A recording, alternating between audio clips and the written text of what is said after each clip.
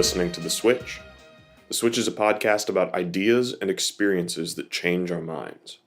I'm Chase Harris, joined as always by my co-host, Alex Berner.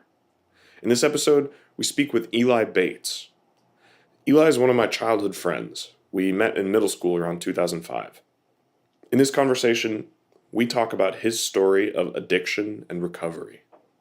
This episode's a little different than our others. We spend a long time talking to Eli, and thus this episode is the longest that we've done to date.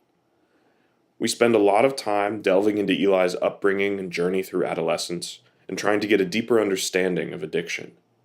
There are a few moments where we get into some darker parts of his story, and if you're sensitive to that sort of thing, my only advice is this: stick with it. We end on a hopeful note, and I feel like the message of recovery is a powerful one that anyone can get something out of. If you like what we do here on The Switch, the best way to support us is through Patreon.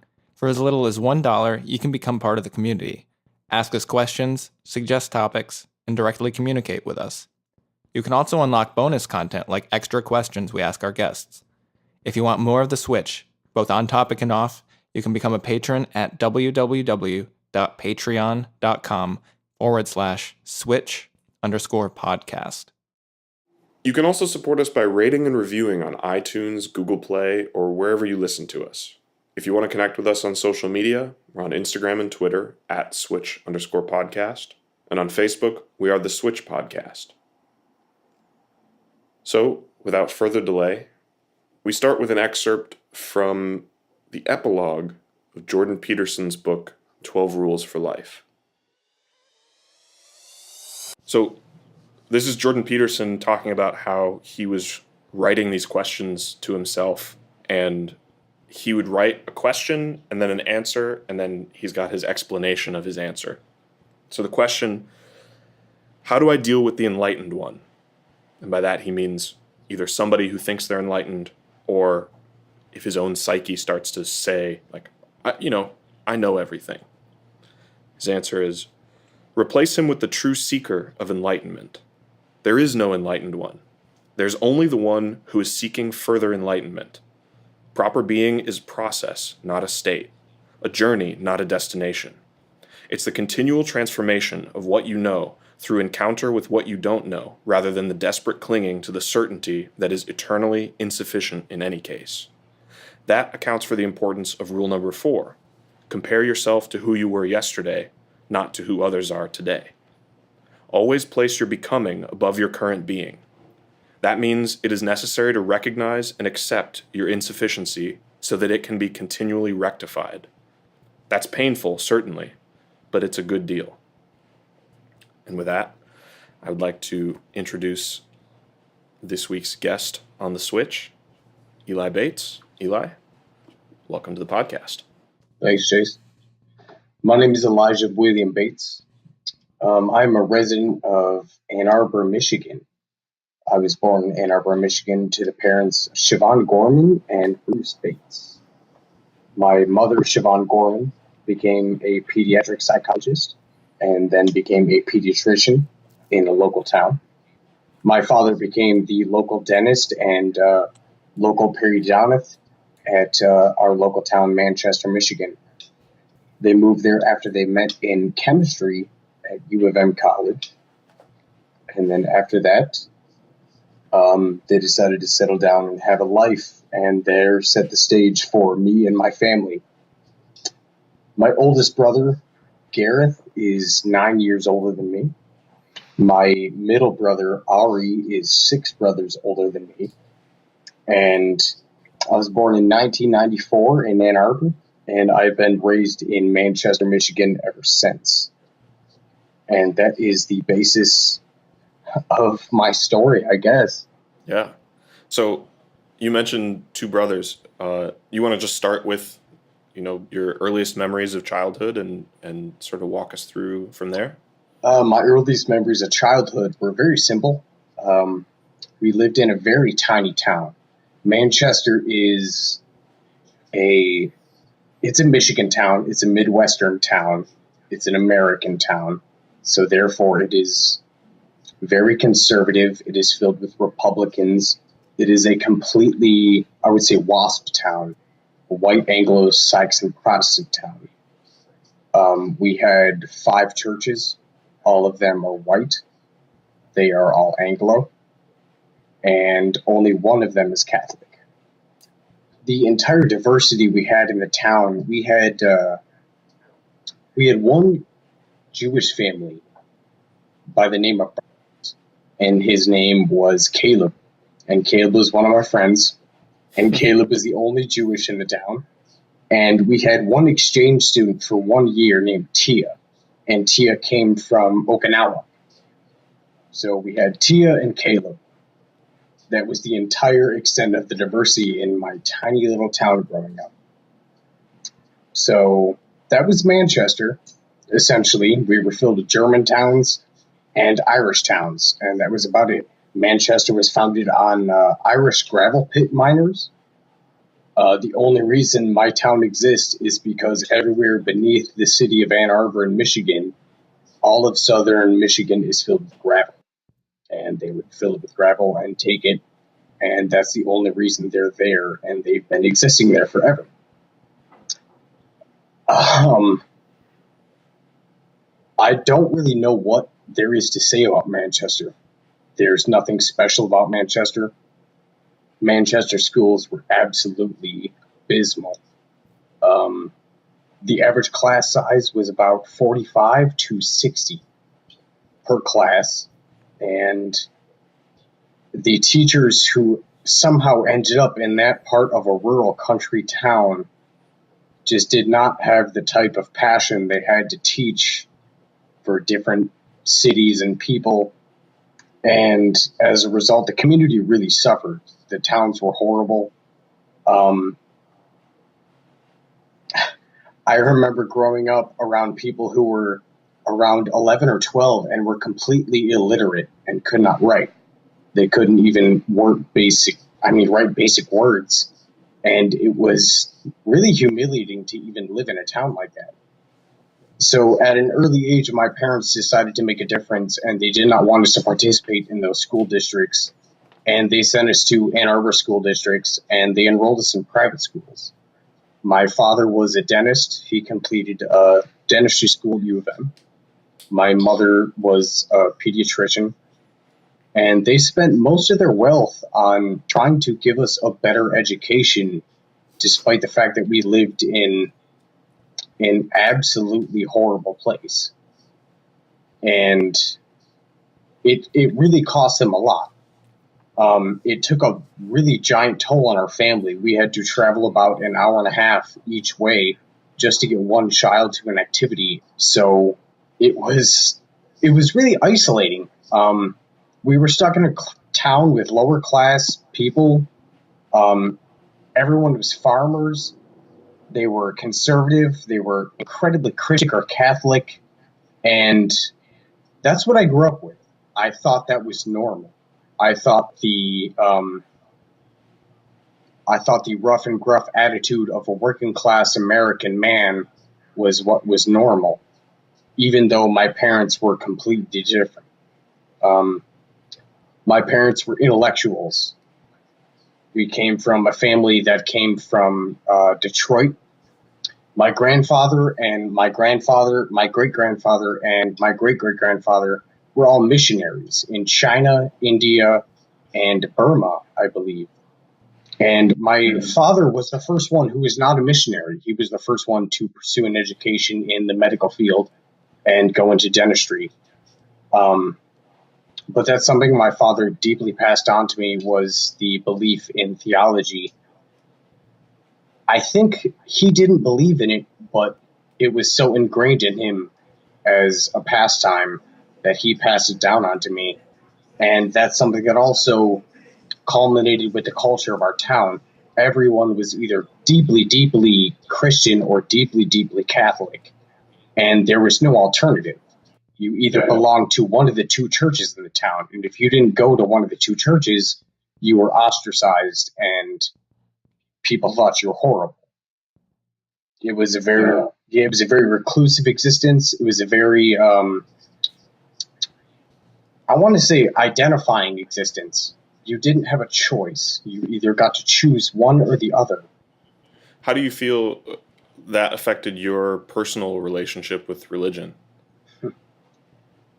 That's an interesting question because at the same time as growing up in that environment, I I received my education in Ann Arbor, and most of my friends and my educational career took place in Ann Arbor. I went to private schools in Ann Arbor, starting with a Montessori school, and then in middle school went to Emerson School. And Yep.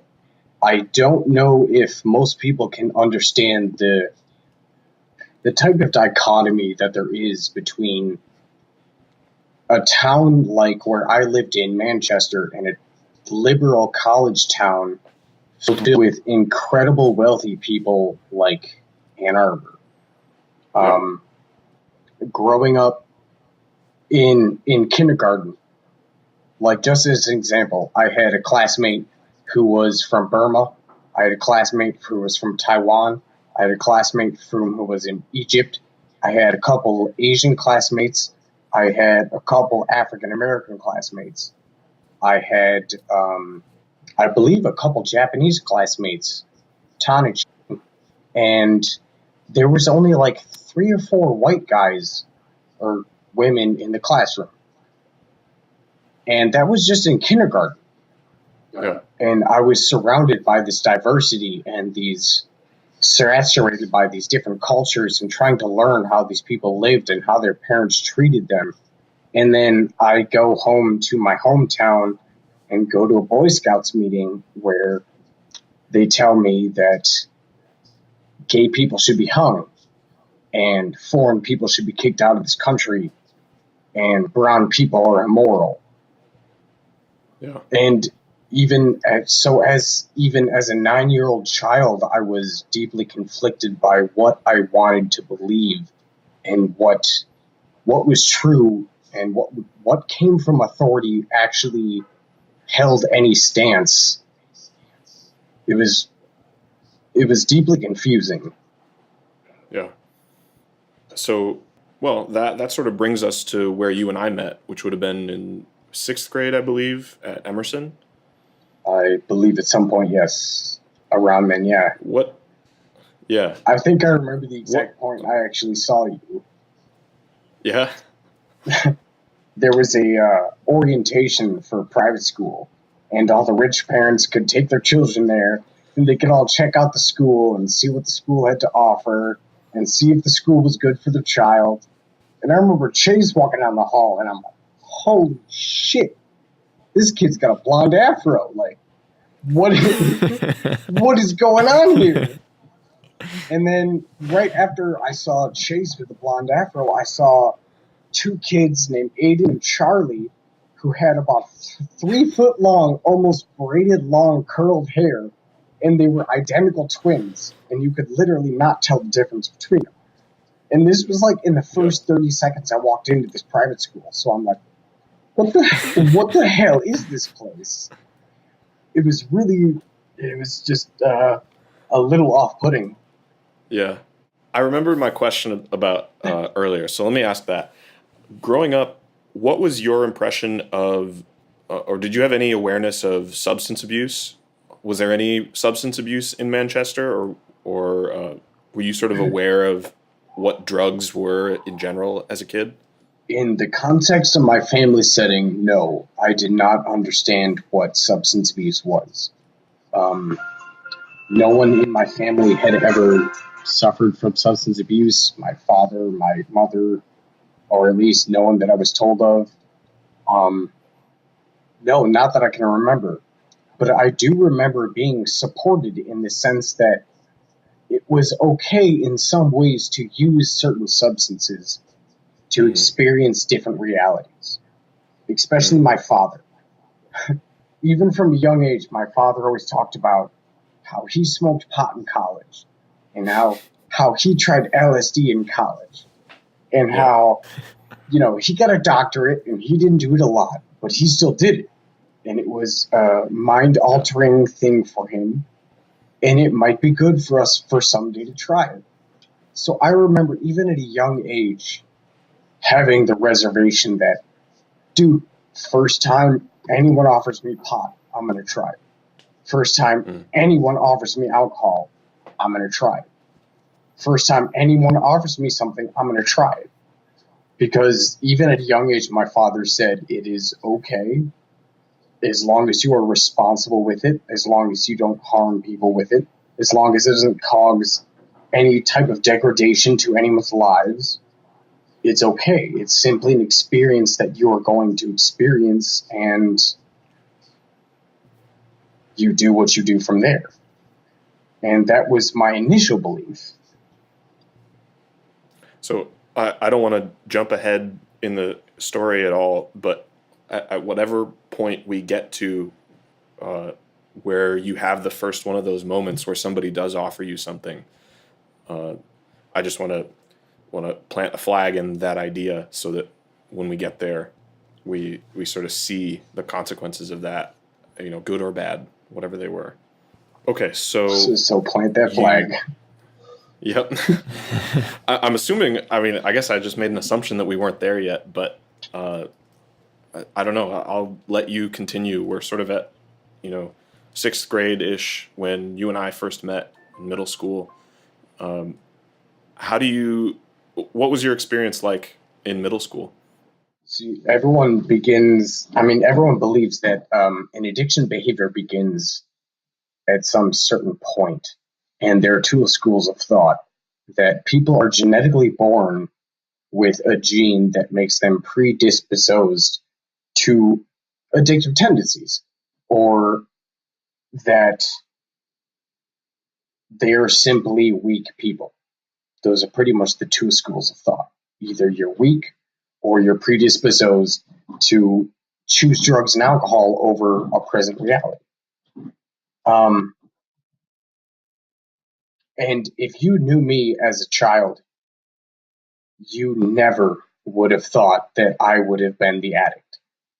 I was, if you had ever known me from childhood, I was the most absolute, steadfast, righteous little child ever. I was raised in a nice perfect Catholic community, and my parents were perfect. My grandparents are perfect. I was raised with every good moral instilled in me.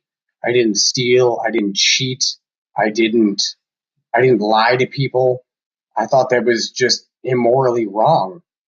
My favorite thing in life was to learn. I loved academics. Chase, you'll remember that. Yeah. I loved school. Yep. I loved learning. I loved being smarter than people. It made me feel better than my brothers.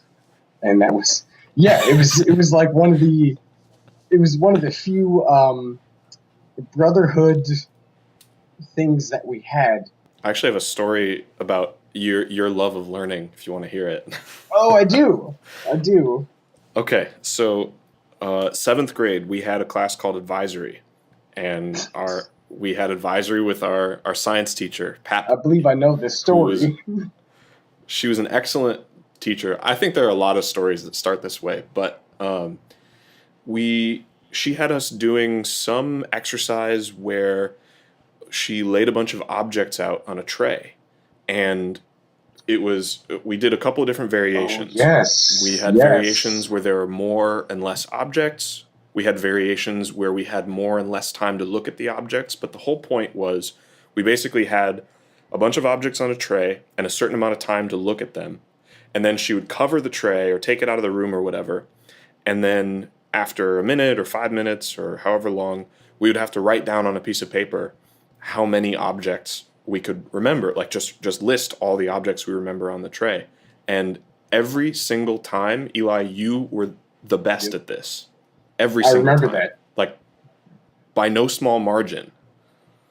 And that, to me, that was like my impression of your sort of intellectual side, is being able to do tasks that use that part of your brain, or just being able to process and interpret information. Like, to me, that's prototypical of my impression of your intellect. Well, thank you. No, I was actually, when I was sitting here the other day, I was thinking about that memory, and I remember Pat Bates' advisory class. And I still remember the items she set out on the board, man. She Wow. there was a dinosaur, there was a ruler, there was a stapler, there was a staple remover, there was a pencil, there was an eraser, and for some reason Hmm. I could just run my mind through these things and make an analogy for each thing Yeah. to the next object. And I can make an analogy to an analogy to an analogy.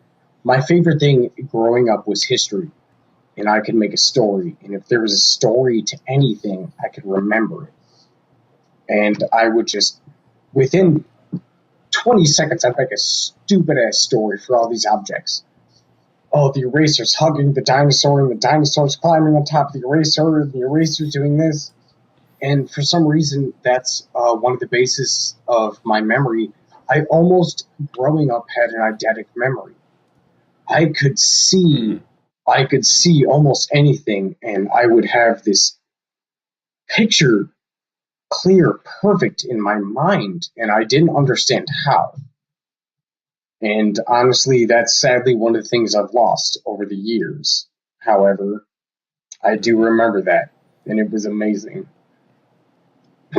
Yeah. I still have that to some small Uh, extent, but it is definitely not what it used to be. yeah. So, uh, going from middle school, where we at our school at Emerson, we still had those small class sizes that you talked about that seem like were a constant for you all the way through eighth grade. What was the transition like from middle school to high school, where we all sort of were let loose into the public high school? I imagine it was even more of an initial culture shock to me than it was to most of you. Most of my Hmm. class that grew up in Emerson with you guys in Emerson were Ann Arbor kids. And to be honest, most of the Ann Arbor kids, or most of the kids in our class at Emerson, and most of the kids who attended the elementary school I went to before you guys, the Montessori Elementary School, which I never talked about, had a staggering, absolutely staggering level of wealth, either wealth or social standing, Hmm. from almost every single child. So the culture in those schools was something that most people just can't believe. Um, my best friend growing up, Tucker, his dad was owner of Brooks Orthodontist, who owned about 50 companies in the country. He owned a multi-billion dollar company. His mansion was the size of frickin' Kentucky. And then my other friend Clint, his dad grew up in the Belgian army and then immigrated to America. And if you look it up, he owned every single Taco Bell and Pizza Hut in Michigan and Ohio. And Hmm. Wow. like Clint's room was about twice the size of my house, my entire family house. So I mean, when I'm talking about that dichotomy of social classes here, when I grew up in Manchester and Ann Arbor, it's not just a little bit of a Yeah. difference. It is beyond staggering. My friends in Manchester, a lot of them didn't have beds ever, even in high school. Half of them didn't even have couches to sleep on.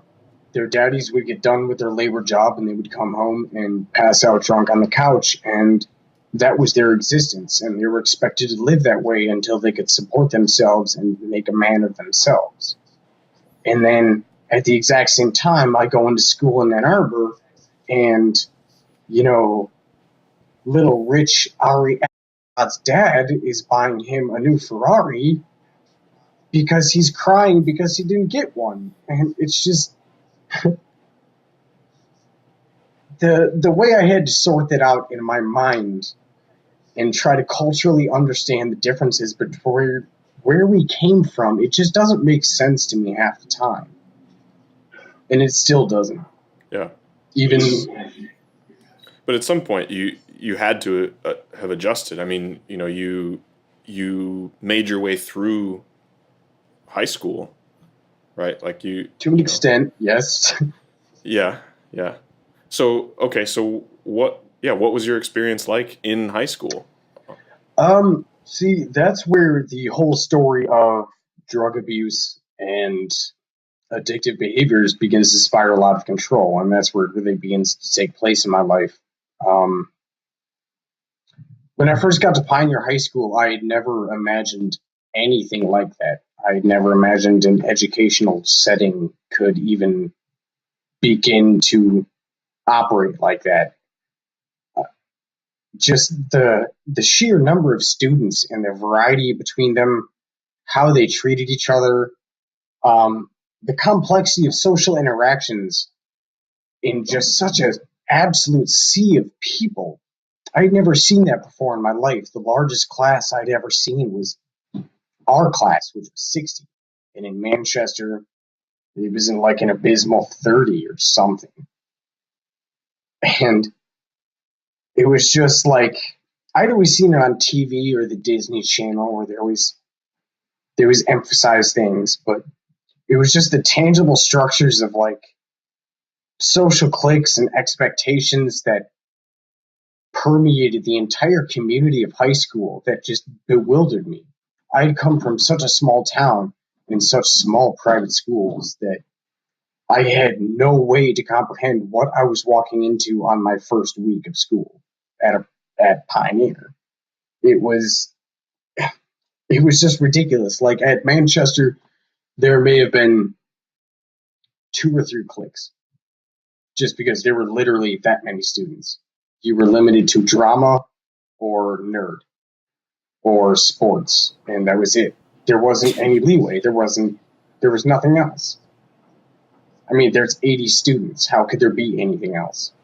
So, where do you see first of all, when was the first time like we had planted a flag earlier in that attitude of, if somebody offers you something the first time you're gonna say yes. Do you remember the first time you were offered any substance that you later had a problem with, whether it was alcohol or See, I'm going to say no here, and this is probably one of the first signs that I am a horrible addict and alcoholic.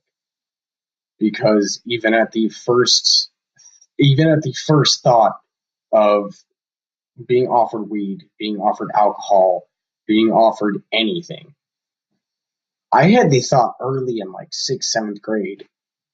I want to experience that. I want to know what it is to feel like that. If there's a way to perceive the world around me in that state, I want to know what it is. And I wasn't sitting there thinking like, oh, I'm gonna get fucked up every night and go party all the time. But I always had a voracious need for knowledge. I wanted to understand things, even if it wasn't socially acceptable. I wanted to understand what it felt like to be drunk. I wanted to understand what it felt like to be high on marijuana or high on anything else because people had talked about it, people had debated it, and I felt like I was being left out if I didn't have some at least slight knowledge of that information, at least for once in my life, just once. yeah. I think one of the uh, one of the last few memories I have of you from high school. Well, I think there are a couple. Um, I remember, there was this group of people that I used to eat lunch with, and maybe once every 10 days, I would see you come and eat lunch with us. Um, I remember, I think you were in an AP English class. That's one of my other impressions of your intellect, by the way, was that you were a good writer. You were in an AP English class, right? Yes. One of the main things about growing up with my brothers was for some reason they were better at everything than I was. My older brother was better at, actually, he probably doesn't count. He was just really goddamn smart. Like, he got perfect test scores. He was a perfect engineering student. He was just really smart, but he was an incredibly introverted, quiet person to a point that was almost autistic. Like, my brother Gareth did not speak to anyone. And teachers even asked, where did you get him tested? Is he okay? And my parents like, what the fuck? He has higher test scores than anyone in the school. My little brother Ari was the exact opposite. He was a social snake. He could bag any girl he wanted, even though he was a short, fat little kid. He just had this way with words that was amazing, and he could manipulate anyone. And then there was me. I was a perfect mix in between. I knew how to be social and how to be avoided when I wanted to be, and I kind of gathered the perfect social skills in between the two to create kind of the perfect mix, but it didn't always work. So, yeah. The other memory that I have of you that stands out is one day, I think this was senior year, you and I went, so we were allowed off campus for lunch on Fridays as seniors. And you and I had gone to lunch with our friend Sarah. And I don't remember where we had gone or what the context of the conversation was. But at some point, we had actually been talking about drugs and we had talked about cocaine. And I, I really wish I could remember the context of the conversation, but somehow it came up that you had tried cocaine and Sarah and I had not, and she was really upset with you. I don't know. Do you remember that interaction at all? I do.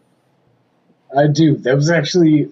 You keep pulling up these really memorable interactions throughout my high school career that kind of really pinpoint some of the things I'm trying to highlight. All right, so you're still missing some of the story here. If I can backtrack just a little bit. Sure. Yeah, fill me in. So, just a brief recap. I believe people can become addicts either through their genetics or through their environment. Nature versus nurture. It's the basic argument. And I believe it's around 50-50. And for me, I believe it was around 50-50. I believe I had the nature and the nurture to provoke me into what happened to me. Yeah, so Sarah. All right, well, I'm going to start with a quick recap of my drug history. I guess Sure. your viewers would like to know that to know where it began. I, like many other people, were prescribed pharmaceuticals in around seventh or sixth grade, seventh grade, and it was amphetamines. I was prescribed Adderall, and I was prescribed Ritalin, and I began to take the Adderall and Ritalin, and that was the first true medication I'd ever taken in my life, and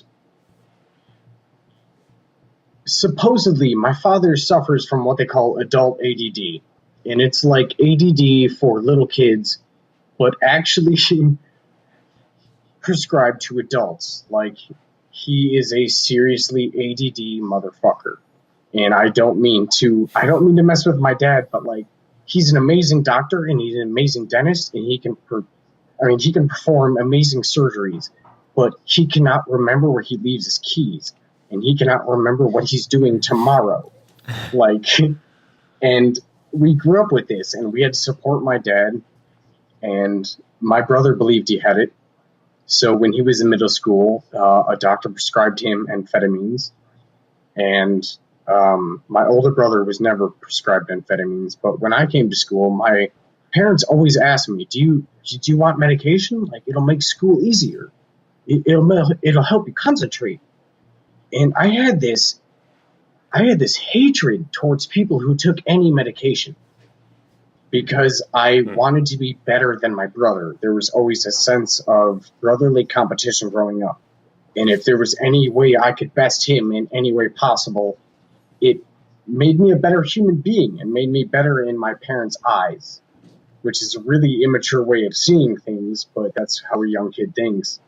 So I never took medications, and I always scorned my brother for taking amphetamines and SSRIs and antidepressants and any medication they could come up with to help his anxiety or whatever things I thought were in his head.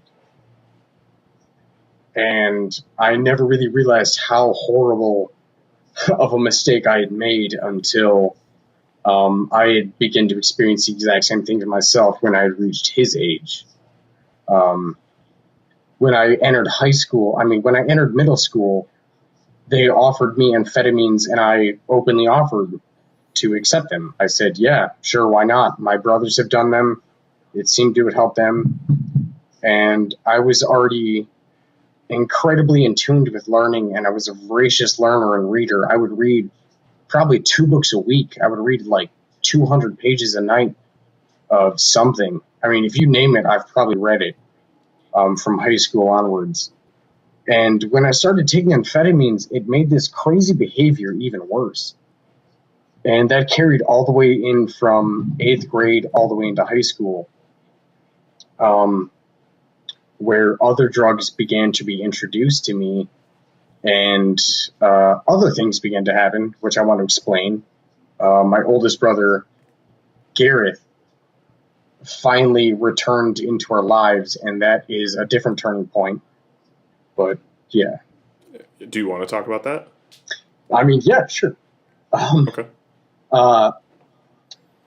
Me and my family, I was going to mention this earlier, we were a very Christian family. We were a very educated family. We were a very nice family. We were a very close family. But we did not in any way ever express our love for each other, or our care for each other, or our concern for each other, ever. We did not say we love each other. We did not touch each other. We did not hug each other. We did not wish each other well. We did not wish each other luck. We were like a tight-knit business family, almost. We'd meet at the dinner table every night and talk about what had happened, what we achieved, what we had failed, and that was about it.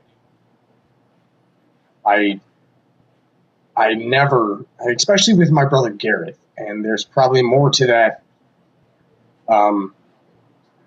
than just basic family disconnection. My brother Gareth was born 3.5 months premature. So he was a beyond premature baby, and all the doctors thought that it would cause brain damage and retardation and whatnot. And lo and behold, my brother actually was nearly a savant genius.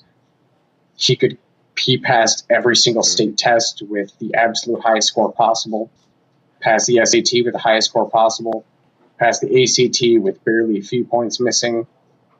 He passed every ACT test, but when teachers would talk to him, like the story I tried to tell earlier, when the first parent-teacher conference my parents ever went to for my brother Gareth, 3 of the teachers asked my parents where they got his papers to document that he was medically retarded.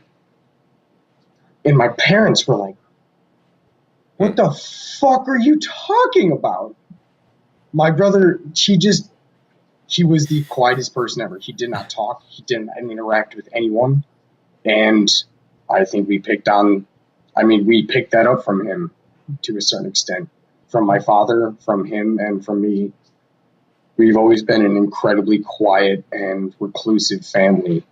Okay, so, I had mentioned the story with Sarah and the two of us hearing that you had tried cocaine, and you mentioned backtracking, and so now we've got the Adderall prescription and that through 8th grade and into high school.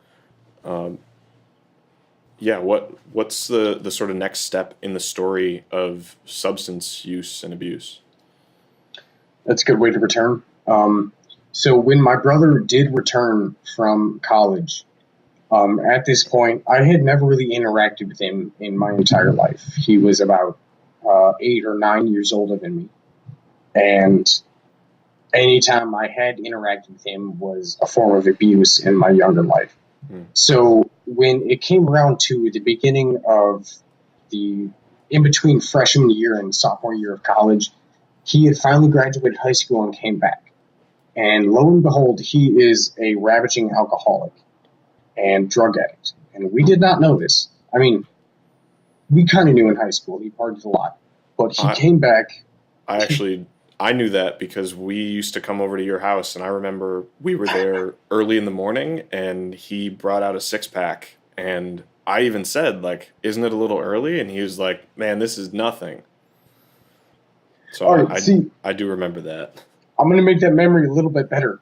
Sure. That was the morning that he smoked opium Mm. with all of his friends. Yeah, he was high in opium and was drinking liquor, and then also brought the 6-pack out.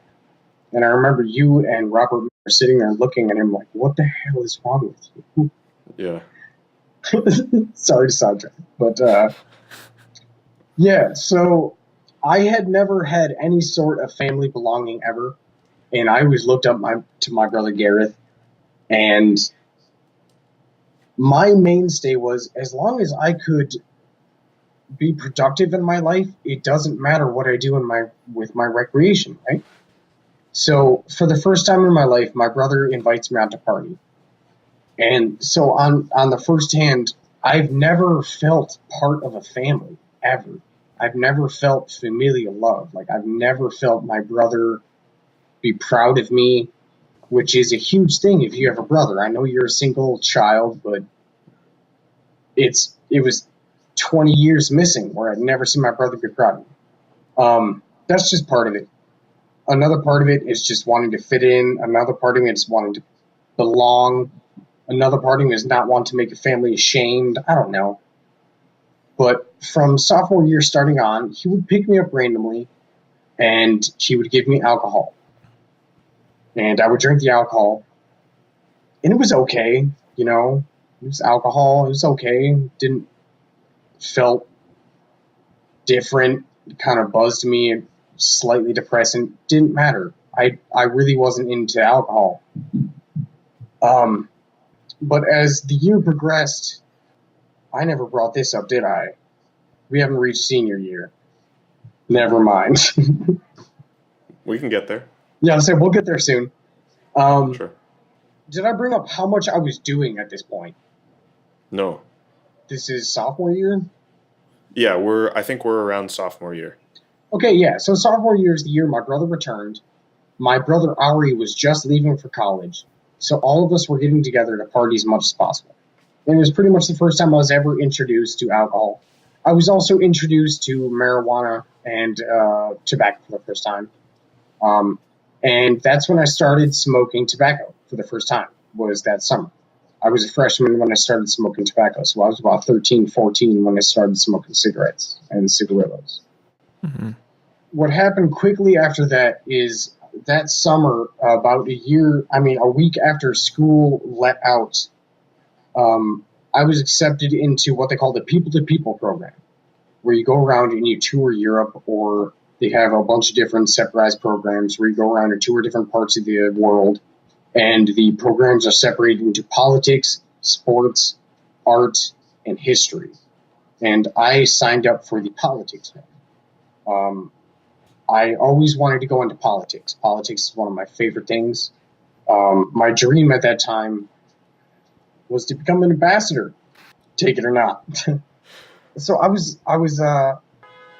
was introduced by this program from one of our teachers. I don't know which one. I think it might have been Miss B, the one we were talking about, Miss earlier.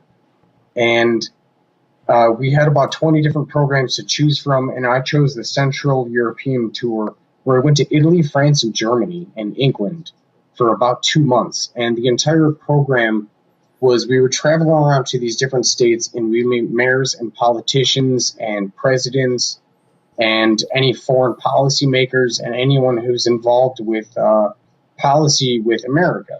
And it was involved, I mean, it was founded by Eisenhower for the hope that in future generations, if all these people could meet at a young age, it would create political inroads. It would create, better levels of better levels of understanding for policymakers in an Yeah. ambassador staff for future generations. And it was an amazing program.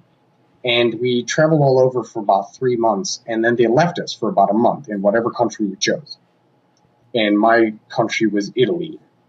So I was housed in a house with this girl named Kiara and Aruda Perdi and Sean. There was one other guy with me just to kind of level things out. Because 2 males and 2 females. And I don't know what kind of cultural enrichment they were trying to offer us, but it was ridiculous. We lived in this town called Marshana, and Kiara, the daughter, had a boyfriend who was 21 years old, and pretty much their idea of cultural enrichment to show us what Italy was like, they would send us into Rome, which was about half an hour away on a motorbike, so we'd get on one of their bikes and fly into Rome at 200 miles an hour, and we would go to one of the clubs. And of course, all of the clubs literally just have bowls of ecstasy sitting out. And I don't know if I went through how literally addicted to the Adderall I got in high school. But when I got to Europe, they had free bowls of even stronger amphetamines sitting out. So for about 3 weeks, every single night, almost every single lunch, half the time we'd go there dancing at lunch, they would have free amphetamines sitting out, and we would take them, and we were taught that was normal. That was their normal cultural thing. You go dancing, take these pills, that's normal. It's like going to a bar in America and having a beer. It's the exact same thing. To them, it was completely cultural normal, and to me, it was not. Because I had already had a problem, especially with the uppers. Every addict and alcoholic has what they have called a drug of choice. And for me, personally, it is amphetamines. Any type of amphetamines or uppers. Nicotine, caffeine, amphetamines of any sort are what will drive me to behavioral insanity. While other people, it's alcohol or opiates or benzodiazepines or anything else. So by the time I had come back to rejoin high school and rejoin the educational community in junior year, I was completely unrailed. It was an absolute mess. I had gone from,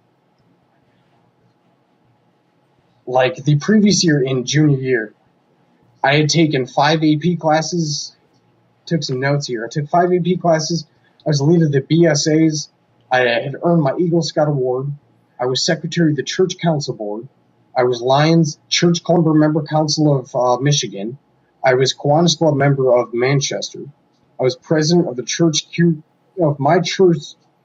my church youth group. I was treasurer of the French Club of Manchester. I was the lead affirmative of the second Pioneer team, and I was the treasurer of the Kiwanis Club again. Wow. When I joined high school, the one thing I wanted to do was the only reason I was in high school was to get to an Ivy League school. If I had to join high school and I had to jump through these loops, I was going to do it. And for me, I enjoyed doing all of that. Yeah. Every single extracurricular thing, I enjoyed. It gave me such a sense of pride. And I thought, God damn, I'm doing this. Like, I'm better than you. I'm better than you. I'm better than my brothers. I have all these extracurriculars. And it's not really how it works. Yeah. As everyone tends to learn. You can do as much work as you want, but if you don't apply it, it doesn't amount to anything.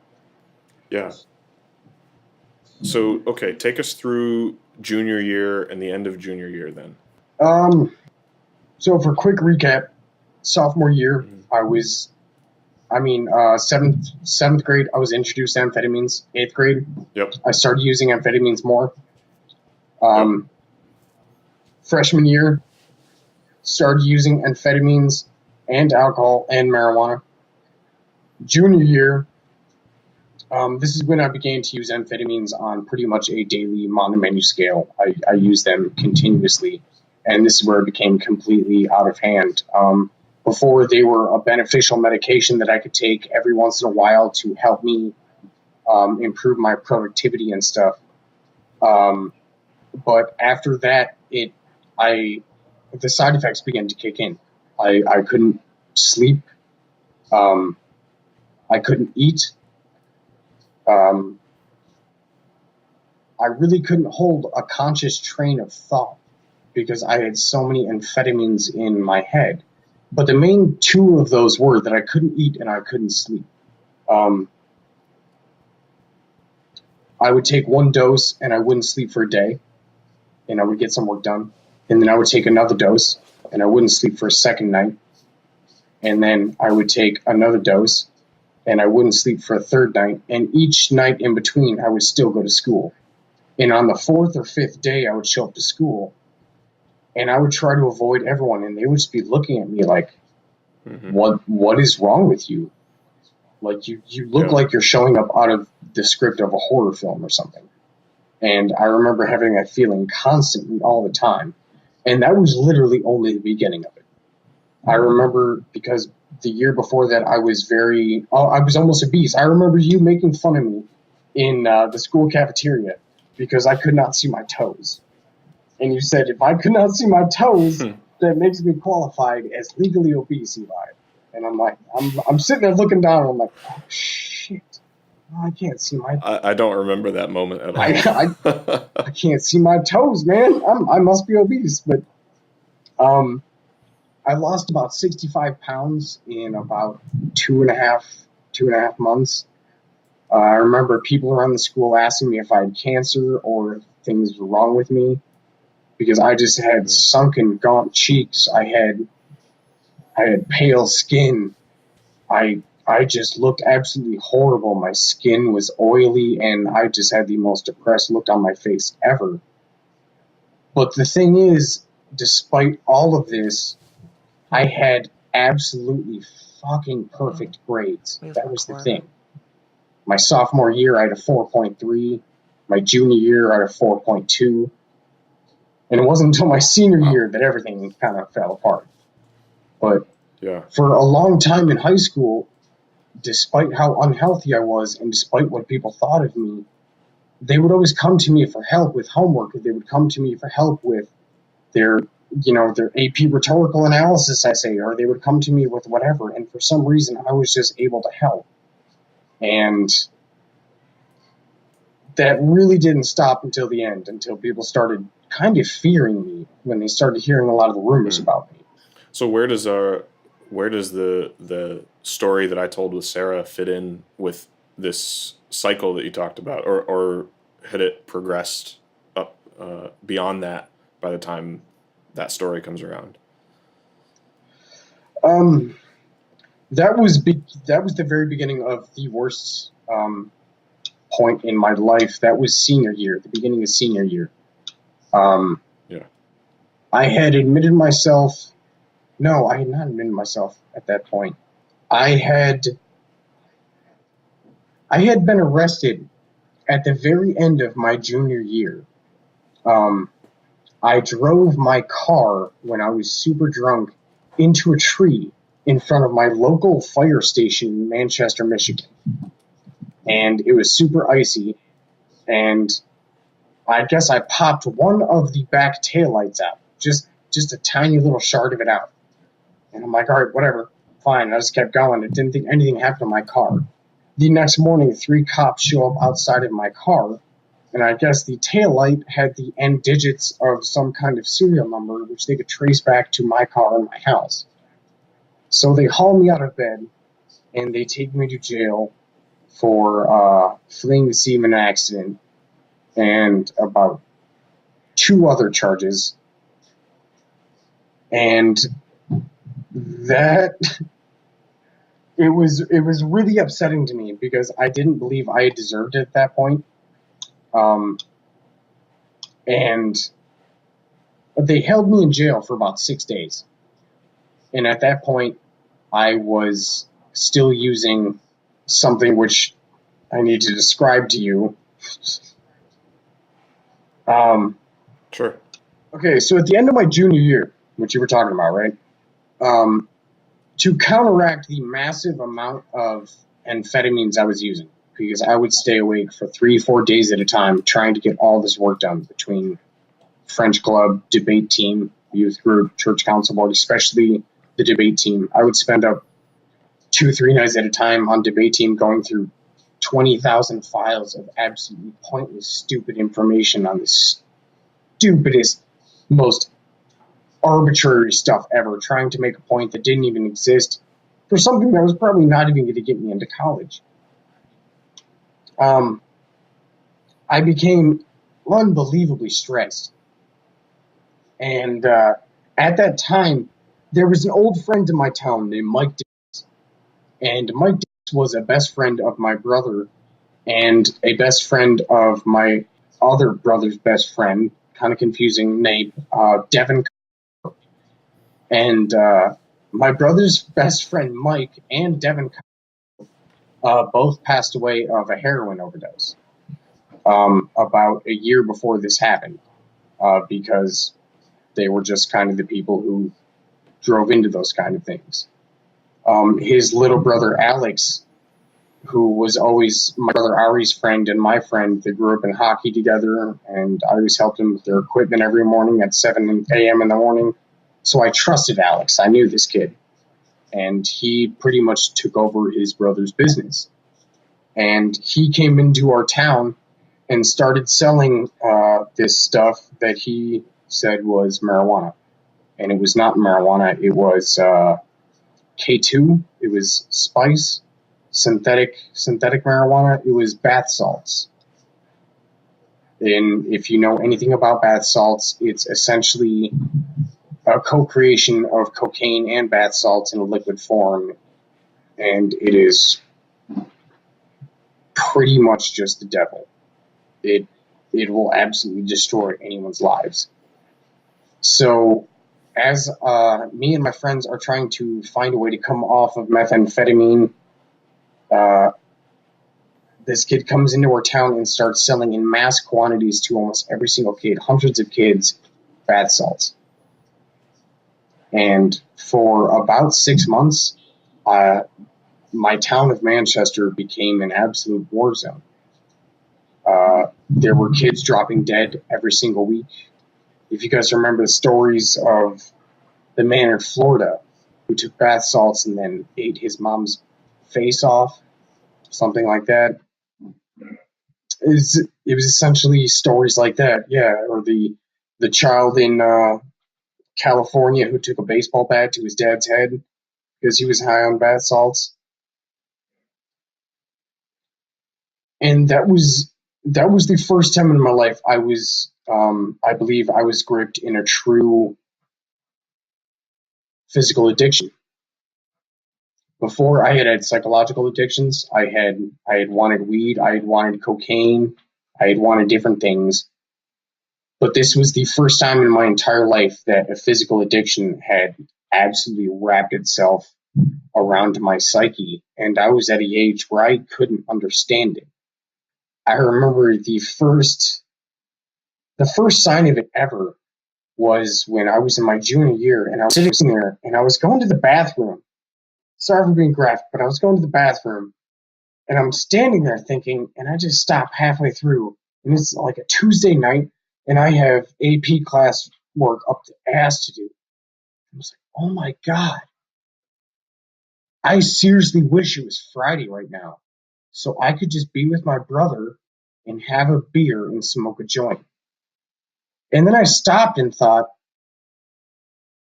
Eli, like, it's Tuesday night. You can't think that way. And I was maybe 14, 15 years old at the time. And it struck me really deeply that I was like, damn, dude, you might want to think about this. Like, you're needing things you don't need. And I still remember to this day that was my first ever truly conscious addictive thought. That I just wanted the week to be done. I didn't want it to do anything, and I just wanted to be there, and I just wanted to not be a part of myself. And that was the first time ever. And it grew from there onwards. So by the time it reached junior year, about 2 years later, my brother had accompanied me to an incredible amount of parties. And my brother's view was that he wanted to, like I said before, he wanted to broaden my horizons. My brother was a very sheltered, shy child, and it took him a long time to enter any social scene. So he wanted to enter when I was a freshman, and he wanted to kind of force that social scene on me.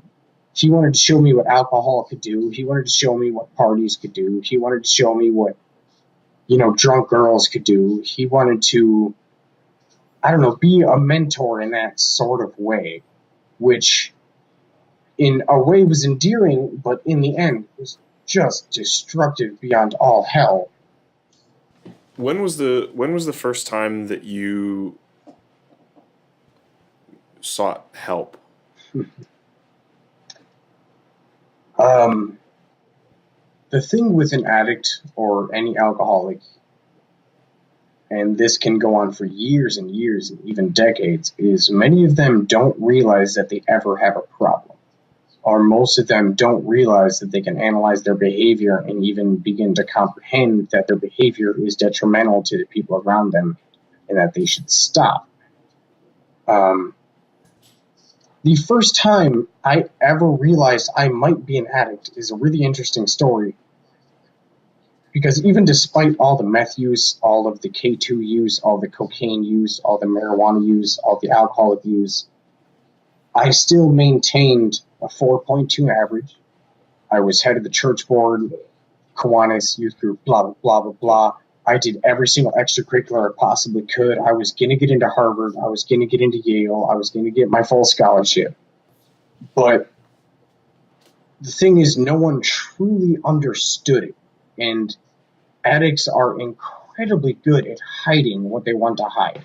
We are incredibly good at manipulating any situation we want to need to stay hidden, Yeah. to keep our use continued. So you said the question is, when was the first time I asked for help? I honestly don't think I ever asked for help. The first time I was ever offered help, however, was late in my senior year, just before I dropped out of school. I dropped out of school with a 4.1 GPA. I could not go to the finals for the last year. I had given up on life. I had given up on teachers. I had given up on my future and the American dream and all the silly quirks that came with it. But I was still trying to do my best, just trying to get my attendance in. And there was one other teacher who lived in Manchester, Michigan, my hometown with me. His name is Mr. Benedict. And Mr. Benedict was an art historian teacher. He taught pottery and he taught humanities. He taught history. And he was an amazing man. And some of the mornings he would even meet up with me at my gas station in front of my house and bring me to school, because our town is so absolutely goddamn tiny, it took me 2 seconds to get there. But at this time, I had been actively engaged in methamphetamine abuse. I had been engaged in Adderall abuse. I had been engaged in JWH abuse, or K2 or spice abuse. And I had been smoking nicotine, and I had been taking DXM, dextromethorphan, and I had been consuming massive amounts of caffeine. And I was completely unhinged. And essentially, I remember that was one of the last classes I ever went to in high school. It was one of his pottery classes where we were allowed to build the most amazing pottery creations. He had a huge pottery lab and awesome kilns, and he was an amazing teacher. And I hadn't been to class in maybe 5-6 weeks, just because that's the state I was in. And I stumble into class, and I am just incredibly high and tweaking on something or other. I don't even know at the point. I had lost track. My memory of these last 2 years of high school are completely foggy. And he's like, Eli, I'm gonna talk to you after class. And I'm like, hell you are, man. But at that time, I had cheated everyone else in the school, and I had parked in the teacher's parking lot, which had been turned into the Rec and Ed parking lot. Tiny little parking lot. You could walk out. There's no cameras. I could get into my car whenever I wanted to leave. I'd never gotten caught broken the rules once. So that day, when I was about to skip fourth period and just go home and get high or something, I don't know what I was doing. Mr. Benedict is sitting outside his car, parked directly next to my car. He's like, "Hey, Eli, get in. Let's talk." Oh, my good God.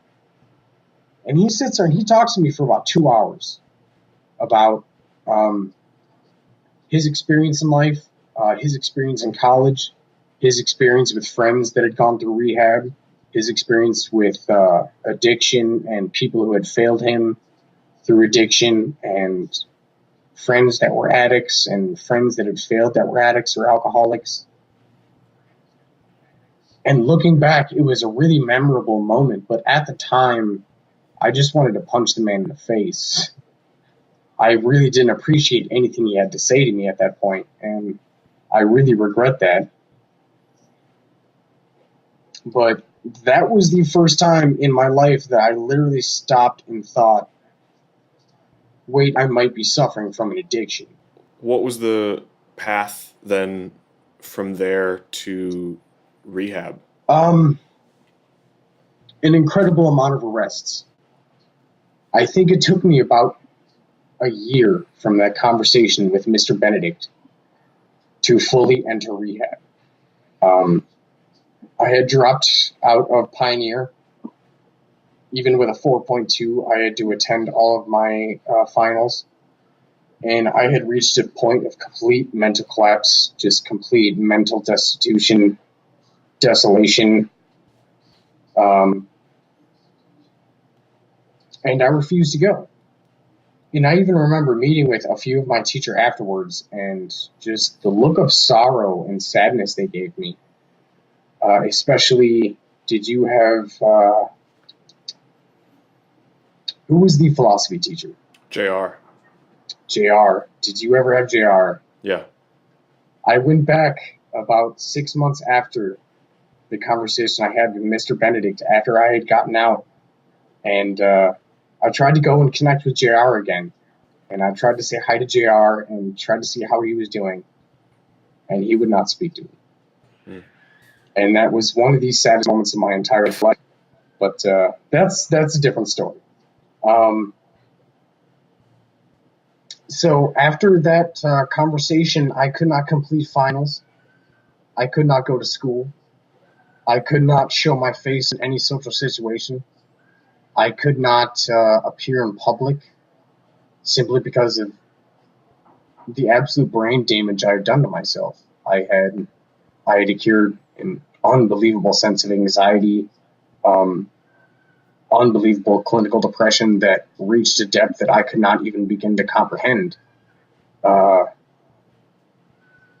even though academics and the pursuit of knowledge was everything in my life, if you remember that from middle school onwards, I was the seventh grader to spend all night researching different isotopes on different chemical reactions, even though the fuck does that matter? No one cares. But I mean, that was my passion. That's what I did. Yeah. And then, 4 years later, I'm curled up in a ball, in a psych ward, in a room full of pillows. How does it get to that point? I still ask myself, how does it get to that point? But after that conversation with JR, With Mr. Benedict? with Mr. Benedict, yes, Mr. Benedict, our humanities teacher, he pulled me aside after school. My car was parked next to him, and we had about a 2-hour conversation. He talked to me about all of his friends in high school in the 60s and 70s that had all gone to rehab and had been to Woodstock and had done LSD and had lost their minds and had regained their lives. And it was a big, kind of a circular conversation. But, I told him I'd do my best. And I think I only stepped foot on campus one more time after that. After that conversation, I went to a friend's house, and like my alcoholic tendency did, or my addict tendency did, I picked up about 3 grams of methamphetamine, and for about 4 days, I didn't know what college I was going to. I thought I'd ruined my career. I thought I had ruined everything. I'd lost my girlfriend. And I literally gave up and drove around smoking meth and drinking alcohol to drown literally every ounce of emotion I could possibly think If there was any room for empty space in my consciousness, I had to fill it. And after about, I think it was about 6 days, or 6 or 7 days without sleeping. That's the main side effect of amphetamine abuse is sleep deprivation. You don't sleep for 3, 4 days, and after about day 3, everything turns into a hallucination. So at the time, I was on methamphetamine, I was on Adderall, I was on JWH chemicals or spice chemicals, I was on nicotine, I was on caffeine, and I was also on codeine for pain medication. So I was on 6 medications, and I had, in JR's class actually, our philosophy teacher's class, I had 3 people who were previously, a couple weeks earlier, sent to rehab for heroin addiction. Max, Emily, and Ken.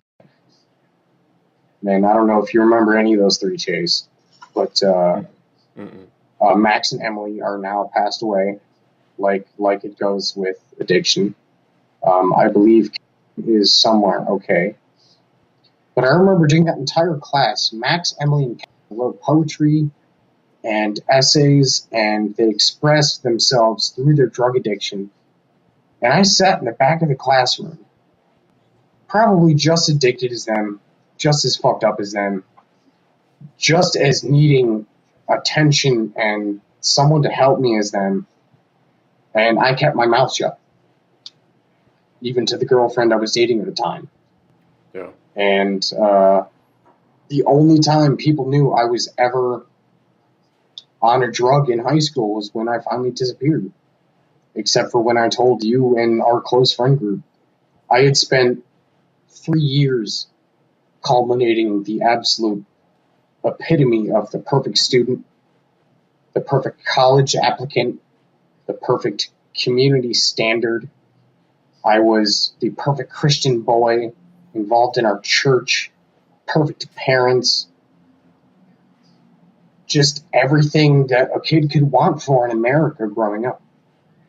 And yet somehow I still found myself curled up in a jail cell, puking blood, because I couldn't stop taking drugs and I couldn't stop drinking alcohol. The doctors came to visit me in jail for my second time, and they said, if you don't stop, you're not going to make it to 21. And I was 18 years old at the time. They told me my kidney was going to fail in about 5 years, and they still tell me that. It might be about 2 to 3 more, but one of my kidneys will fail. I have about 1/3 of my kidney enzymes, my liver enzymes left. So I have about the alcoholic abuse of a 40-year-old. I have crystallized meth crystals, or methamphetamine crystals, in my lungs, which cause emphysema. The labor from the jobs, which is this addiction has driven me to, has caused an unbelievable amount of pain. Ever since then, I've been forced to work as a chef and a roofer. And now I can't bend either of my knees, and both of my hands are broken in about, I think, 32 places. I can't clench my fist. It's just the never-ending consequences of the choices you make and how they impact your lives and the family around you. It's something that you can never begin to understand, even at a young age. And I'm still trying to begin to understand it, even though I'm in, the end effects of what's happening. Yeah. And that is just one small story. That is just one. Every addict and every alcoholic has their own different story. They come from different backgrounds. Yeah. I'm trying to think of what to say. Well, I think the direction that I want to go now is basically I want to get your story and the upward trajectory that has led to where you are today.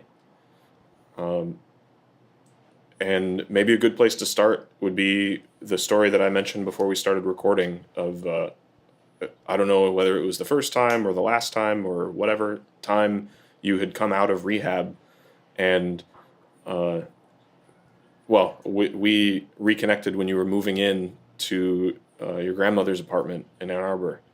So, do you want to tell that story? Yeah, that was actually a really heartwarming story in my life. So after I dealt with the 2 years of complete isolation and drug abuse in high school, and I had completely isolated myself from every single friend I'd ever had, including Robert, Chase Harris, Ian, Mm-hmm. Carl, any of the girls I met in high school, any of the boys I met in middle school, just all of us. Yeah, Chase is smiling. He knows who I'm talking about. Um, Yep. I had completely given up on those people. One of the things that alcoholics do is to protect your use. You spiritually isolate yourself and you socially isolate yourself from anyone else who doesn't think the way you do or use the way you do. So if I want to drown 6 beers, Chase, and you're not cool with me drowning 6 beers, I'm not going to hang out with you. It's just not going to happen. So I'm going to go hang out with my other friend Chase. And I do have another friend Chase. I call him Little Chase. Little Chase and you are Big Chase. And Little Chase was an alcoholic motherfucker. And he could drink more than I could. And Little Chase became one of my best friends because he reflected the behavior that I needed to see in other people to feel happy. Other than that, any decent people I had been friends with, I completely discarded. All of you guys, anyone from Emerson, every single person from Pioneer. I've talked to you and Robert once. That's it. Yeah. I've heard from absolutely no one, and that is completely my own fault. But yeah, when I left Pioneer, I'd completely disengaged from all of you, from all of my friends. I had completely abandoned everyone behind, and I moved into my hometown of Manchester, where I lived my entire life but had made absolutely no social interactions or contacts with absolutely anyone except for people from Boy Scouts, which were, just camping, hunting, shooting redneck kids. It's a Manchester thing. But even in Pioneer, I never had a social life. I was the nerdy kid who did schoolwork. No one knew who I was. I didn't belong to Ann Arbor schools. The first time I dropped out of Pioneer and I had one credit left. I did not complete a math class and I did not complete a gym class. So to get my diploma, I had to go to Manchester Public Schools for one class a day. Half a credit, half a credit. Stupidest thing ever. So I had to wake up in the morning and go from about 10 to 12 every single morning. It was like summer school. God, I hated it. I I I met an entire new social group at that school. Like I was talking about the subculture of the town of Manchester. Essentially, it's a very lower class white trash. I don't want to say white trash. I want to say trade skilled redneck town. All right. So Yeah. alcoholism is rampant. Drug abuse is rampant. Drunk driving, rampant. Domestic abuse, rampant. Disrespect against women, rampant. Poverty, rampant. It's not a good place in America to live. It's just not one of those places that breeds a good family culture. And so I moved back into town, and in the depths of my drug addiction and my alcohol abuse, I met all of these kids who fit perfectly into my status quo. All they did was like to get drunk, and all they did was like to get high. And unlike you and me Yeah. and all of my other old friends, they didn't like to dispute philosophical concepts, or they didn't like to talk about political ideas or psychological phenomenon. They just like to get drunk and shut up. And for once in my life, I appreciated that. Like I felt like I was the king of the world. These kids look up to me. I was the smartest of the group. I was the oldest of the group. I had this huge social life bloom around me. where I had dozens and dozens of friends who actually like really, they called me like 20 times a day. I just felt like the alpha male for the first time in my life, if that makes any sense. I know it sounds humiliating to say, but as a No. young kid, it was a very gratiating experience. So I hung out in that crowd for a couple months. But what I did not know, well, actually, what I did know is in the towns around where I lived in Ann Arbor is an incredibly, incredibly democratic, liberal, uh, open minded, willing town filled with educated people, wealthy people, gay people, foreign people. And everywhere around this small little town of Ann Arbor, this brilliant little college town, is tiny little redneck hamlets everywhere. You have Dexter, Tecumseh, Manchester, Clearwater, Stillwater, Bridgewater, Belleville. Just this circle of absolute redneck white trash culture that encircles this brilliant little town of this little bastion of knowledge. And it was just really, really weird. So by the time I retreated out of the nice confines of Ann Arbor and I retreated back to Manchester, even with my horrible addictive attitudes, it just got worse because the supply was more, the subculture was worse, people were more willing to offer it, and it was just pervasive everywhere I went. I could not escape it. So within a year, I mean, within a couple months, I had been buying off of someone and I had been using so much, same kind of answer, coupled with sleep deprivation, depression, anxiety, all the things that go along with drug abuse. I had completely reverted into a state of psychosis. And this state of psychosis was so bad that I immediately knew I had to take myself to the psych ER at U of M, or I was going to die, or I was going to hurt myself or someone else. And I don't even know how to describe those hallucinations if you want to ask any questions, but it was the first vivid time in my life where I'm like, holy shit, this is actually happening. It's time for help. Yeah.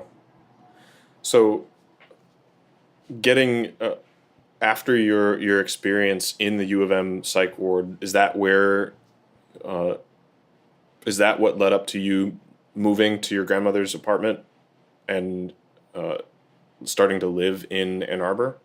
I did not live in Ann Arbor at the time. I don't know why we were Okay. moving stuff into my grandmother's apartment. Okay. Oh, no, actually, I believed it was the exact opposite. We were moving things out of my grandmother's apartment. My grandmother had passed away the year before, or yeah, she had passed away the year before. But I remember at that point, I had spent almost an entire year homeless in Manchester because by the way, I was completely homeless. I had no one to live with. Half the time, I was either living in my friend's woodshed or living on his couch. And that was when I started to work a program and get slightly better. And I remember my mom inviting me out to my grandma's apartment in Ann Arbor to move furniture. And this was my first time out of rehab. And I was just utterly depressed. And I pull up and I get out of the car, and it is all of you. It is every single one of my elementary friends. Carl, Chase, Ian, I think Miles was there as well. Miles was there. Was Kevin there? No, because I remember we all fit in one car. I think that might have been everybody. But it was simply a gathering of people that I had not thought about in about a year or a year and a half, and I had thought completely forgot about me. I thought, with with the behavior of my actions, I thought they had completely left me in the dust, and that's what I deserved. And I never imagined to hear from any of these guys in my life again. And then I pull up outside of this apartment, and there's all of them standing there with just loving open arms, and they're like, "Hey, man, sucks for you. How you doing?" And I literally, I never told you this, Chase, but like I greeted you guys and I went inside, helped you guys move one or two things, and then I went to the bathroom and I cried for about 10 minutes. I sat there and wept my eyes out because I did not believe a single person on this planet cared for me at all after the things I had done. And that just amazed me. So I think I want to give a little bit of my perspective to fill in the gap of how that particular moment came to be. I remember. So Robert and I have stayed connected since high school. All throughout college, despite being on almost opposite sides of the country, we've stayed connected, and invariably, every maybe month, 2 months, we would check in with each other and be like, "Hey, have you heard from Eli? Like, have you heard about Eli? Is anything going on?" And I don't even remember. This was when I was actually back home in Ann Arbor for the summer. I don't remember how I had heard that you were going to be moving stuff at your grandmother's apartment and that you had just gotten out of rehab. It could have been. It was either Robert knew somehow, or, and I think this is actually what happened. I think your dad had actually called me. I remember having a conversation with him and getting the story of what was happening from, I think it was your dad. It could have been your mom. Now that I'm thinking about it, I think it was your mom. The point is, one of your parents, I got the whole story from them, and I said, "Well, do you guys need any help moving? Because I think it would be awesome, or what do you think if I just like gathered up all of our friends from middle school and high school and we all just helped you guys move stuff?"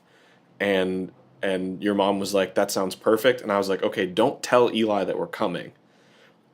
We'll just show up." And she was like, "All right, got it." And so I called everybody, and I think I even called a couple of people who either didn't answer or weren't available. But it ended up being, me and Robert and Ian and Miles and Carl. And we all, I told every single one of them, like, "Hey, Eli's getting out of rehab, or he's out of rehab or whatever, and he's going to be here moving stuff. Like, we haven't seen him in forever. We're all around. Let's just go."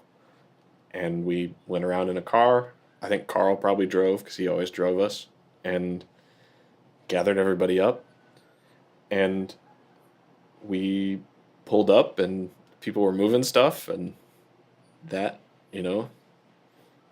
that was from my perspective. So, I don't know how much you entered the consciousness of some of our other friend group, but I definitely remember, especially when I would come back to Ann Arbor from being in Boston, I definitely remember constantly just being like, what's Eli up to? I hope he's doing okay.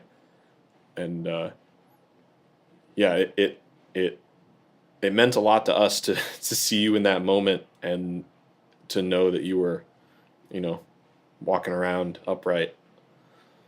Yeah, I remember you talking about Eli back in college, back in like freshman year, sophomore year. Yeah. I remember the last time I actually saw you was previous to my third time when I got out of rehab. I've been to rehab 3 times right in a row. Mm-hmm. And each one was consecutively right after that moment you just mentioned. I had finally gotten a place downtown, and I had a sublet downtown, and you guys invited me to the diner, and we were sitting there eating breakfast, or we were eating like lunch or afternoon dinner, whatever it was, and we were sitting there having a great time with your It was band. breakfast food, but yeah. Yeah. And Ian was there, and the singer of your band, that cute girl was there, whatever her name was. Richa. Yeah, her. And my brother called because my 2 brothers had been out on the countryside out behind his ranch, and he had shot himself in the foot with a shotgun. And I remember literally having to run back up there because all my brother, he called me and he said, yo, dude, Garrett shot himself with a shotgun. I'm like, what the hell is going on? So I remember running back upstairs and whispering to Chase, dude, my brother did something stupid. I think he shot himself. I gotta go. And Chase says, oh my God, I'm so sorry. And I'm like, no, I think it's fine. And I'm like, I'll see you later. But that was about. You thought you said that? After you left, we all thought your brother had killed himself. Oh, Jesus, no, it's not how I meant it. I mean, looking back now, it's a laughing moment, but yeah. we were all like, whoa. No, there's that little tidbit from my life. Yeah, no, that was about 5 years ago, and I think that was the last time I saw you guys. Yep. Because I believe Ian was with you and Carl was with you. It could have been. It definitely was. We were with the band, so it was definitely Ian and Richa. I don't know. Yeah. What questions you guys got? I guess I have two more points that I wanted to cover, and I know you've been super generous with your time thus far. I mean, yeah, because I still got more. If you need to go soon, I think I would like to hear the end of the story, which is basically, what are you doing in your life now? And, basically, like I know you have a kid, and I want to get the sort of positive, upwardly mobile ending to the story of basically hope, which is what I see. Yeah, because I mean, all I've relayed today is my shitty ass story of failure. Like, so the hopeful ending would be great. I know. Yeah, I really want to talk about how I recovered from this. I really want to touch on. I want to touch on some of the principles of AA, the principles of recovery. Yep. Just talk about how the recovery community works, how it helped me, how it's helped others. Because, I mean, I feel like my story right now does not have any positive spin unless I talk about how it helped others. It's just me talking about how I fucked things up. So. Yeah, that's the direction I want to go. So the topic now is recovery and moving forward. Good. We can do that. Take it away. Oh, right now? Take it away. Oh, okay. Right now. I was that when you want. All right. So, so after I'd gotten out of the, I guess you can call insane asylum or mental health institution, mental ward, psych ward, psych ER, whatever you want to call it. Everyone calls it a different name. I began to try to understand my behavior and why I had ended up in such a position. I had thought I was such a good kid, and I had no idea how I ended up in such a detrimental position, such a shameful position, especially when I came from a family of mine. I always gave my family such respect and such. I always upheld them so much that I thought no one this shitty could come from a family line like mine. It's just not possible. My first arrest after I dropped out of high school was a paraphernalia and a distribution or intent to distribute drugs and a minor in possession. We stopped on the side of the road with a friend and we were smoking a bunch of blunts. And a cop rolled up and arrested us. That was my first one. My second arrest, I was pulled over drunk driving with a friend and got an OWI, and that was my first jail time. I served 90 days, and that was my first time ever in jail.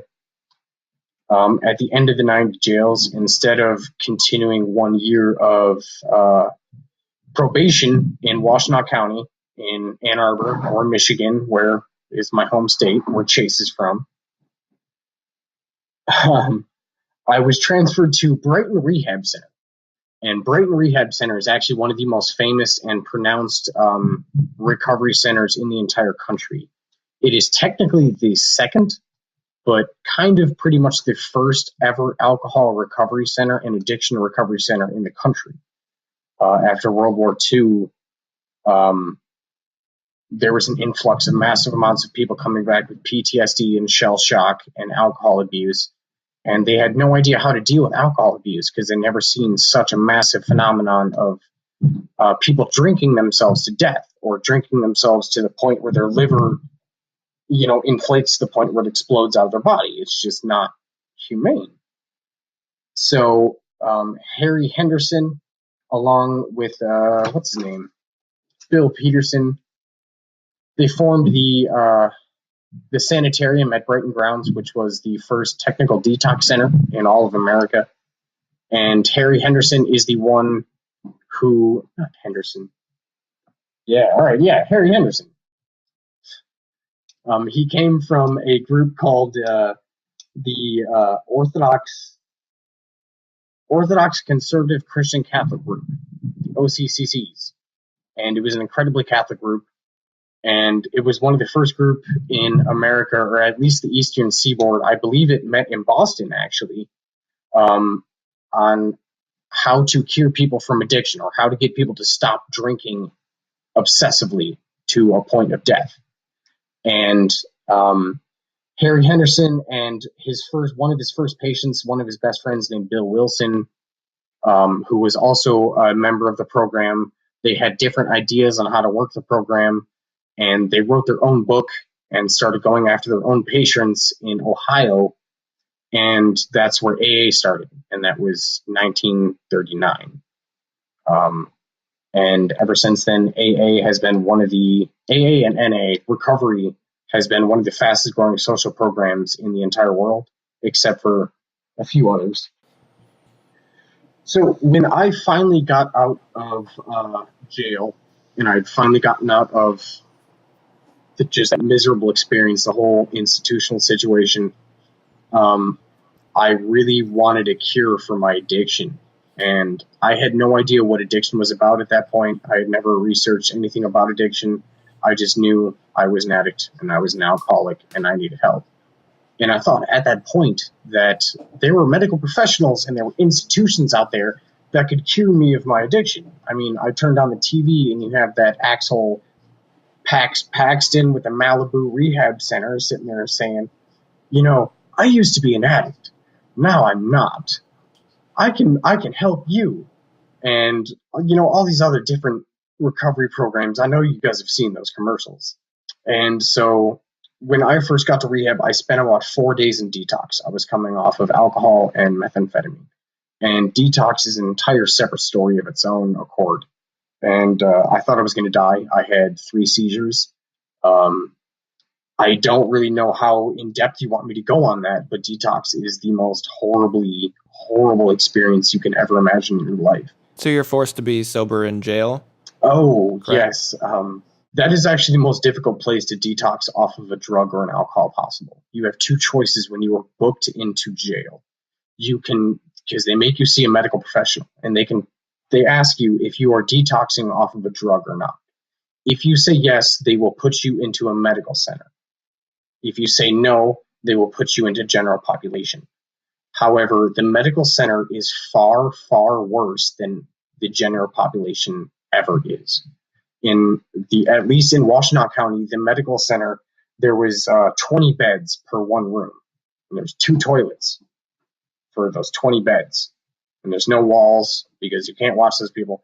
So for however long you are in absolute psychological agony detoxing, you have to sit in that same room with no TV, no nothing, 20 other miserable detoxing diseased men all shitting into the same toilet.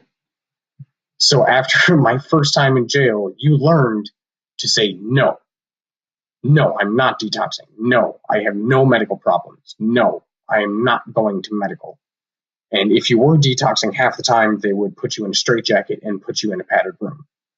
Because liability, if you're going to hurt yourself, they cannot be charged for that. And that happened to me once on my second time. So what is recovery like post detox when you actually decide to go through a recovery program? What are the principles of that? Recovery completely depends on who you are as an individual. It depends on how much you want it, and what you want to get out of it.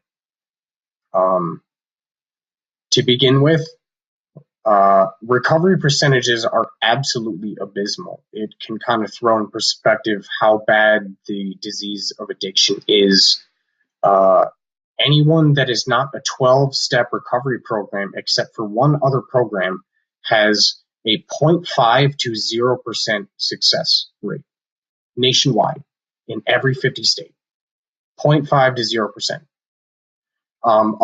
Other scientific, not scientific, other programs which claim to follow Scientology, they have about a 1.5% success rate. And there's a lot of them in the country. You'd be surprised. There's 5 in Michigan, I believe. I'm not sure about other hospital or medical run detox and rehab programs, but the Brighton Hospital program, which is a St. John Providence affiliate now, they have one of the best national rates, and it is about 3%. So 3% of the people that pass through its doors will actually die or live a life of recovery, which is 3%. I mean, I know the vast majority of the people I've ever met at Brighton, had friends with at Brighton, acquaintances with at Brighton, are now dead. And I am one of the very few lucky percent. And no one ever thought I would be. So what are the steps that they use to, like, everybody's heard the term 12-step program. Yeah. What is that, and how effective do you see that as being? All right. So when I joined rehab, I thought it was going to be a medical solution. Like, I thought I was going to be sent there and that they were going to have a team of psychologists like pick over my brain stem and be like, all right, here's the problem, and here's the problem, and here's the problem. And they were going to fix it somehow. That's what I was paying for, right? It's medical professionals. What else are they going to do? I didn't have any other understanding of it. So I sit there through 3 days of detox, puking my brains out, shitting my pants in a diaper, just miserable with everyone else in this fucking room. There was about 6 of us. Crying to our moms, it was horrible. It's completely psychologically unhinged. And then after your blood pressure goes down, you're not going to have a seizure. You're not going to be pooping on everyone. They will eventually let you out of detox. And that's when you can join rehab. And when I first joined rehab, they let you go smoke. So the first thing I did was go smoke a goddamn cigarette. And I sprinted out to like the smoking center in this little patio. Interesting enough, this is where Eminem went to rehab, Brighton, and a bunch of everyone else. So that same smoke shack, Eminem had plastered with a bunch of his lyrics. So you're sitting there reading those. But it's just a small side tangent. I run out there and I'm like, I shove a cigarette in my mouth and I'm just puffing away on it because it's been 3 days. And I'm just like, oh my God, give me something. And there's like 4 guys sitting out there on a bench and they're talking about the 12 steps. 12 steps. And I immediately, like, my brain fogs over and I'm like, wait, you're shitting me, right? I thought the 12 steps were some kind of like cuckoo conspiracy Christian bullshit. Like, I didn't know people actually used that. And I sit there and I listen to this conversation and these guys going on and on about the 12 steps. And I realized that I have just voluntarily locked myself into a place with the 12 steps. And I'm sitting there just hanging my head in my hands like, oh my God, this is not what I signed up for. I need a medical answer, not the 12 steps. It took me months to realize that the 12 steps were exactly what every addict needs. So, do you want me to read it? Yeah. A couple hours later, we're all shepherded into my first meeting ever. It is cult-like, and I've never heard these words before, but they do a couple readings before they start every meeting. Just kind of a tradition to help newcomers, to help everyone remind themselves where they are. The first one's the AA preamble, and they have each person read a different one. So the preamble. Alcoholics Anonymous is a fellowship of men and women who share their experiences, strength, and hope with each other that they may solve their common problem and help others to recover from alcoholism. The only requirement for membership is a desire to stop drinking. There are no dues or fees for AA membership. We are self-supporting through our own contributions. AA is not allied with any sect, denomination, politics, organization, or institution. Does not wish to engage or in any controversy or endorse any or opposes any causes. Our primary purpose is to stay sober and to help other alcoholics achieve sobriety. That's the basic preamble. And then it goes on to another person which says how it works. Rarely have we seen a person fail who has thoroughly followed our path. Those who do not recover are people who cannot or will not completely give themselves to this simple program. Usually men and women who are constitutionally incapable of being honest with themselves. They are such unfortunates. They are not at fault. They seem to have been born this way.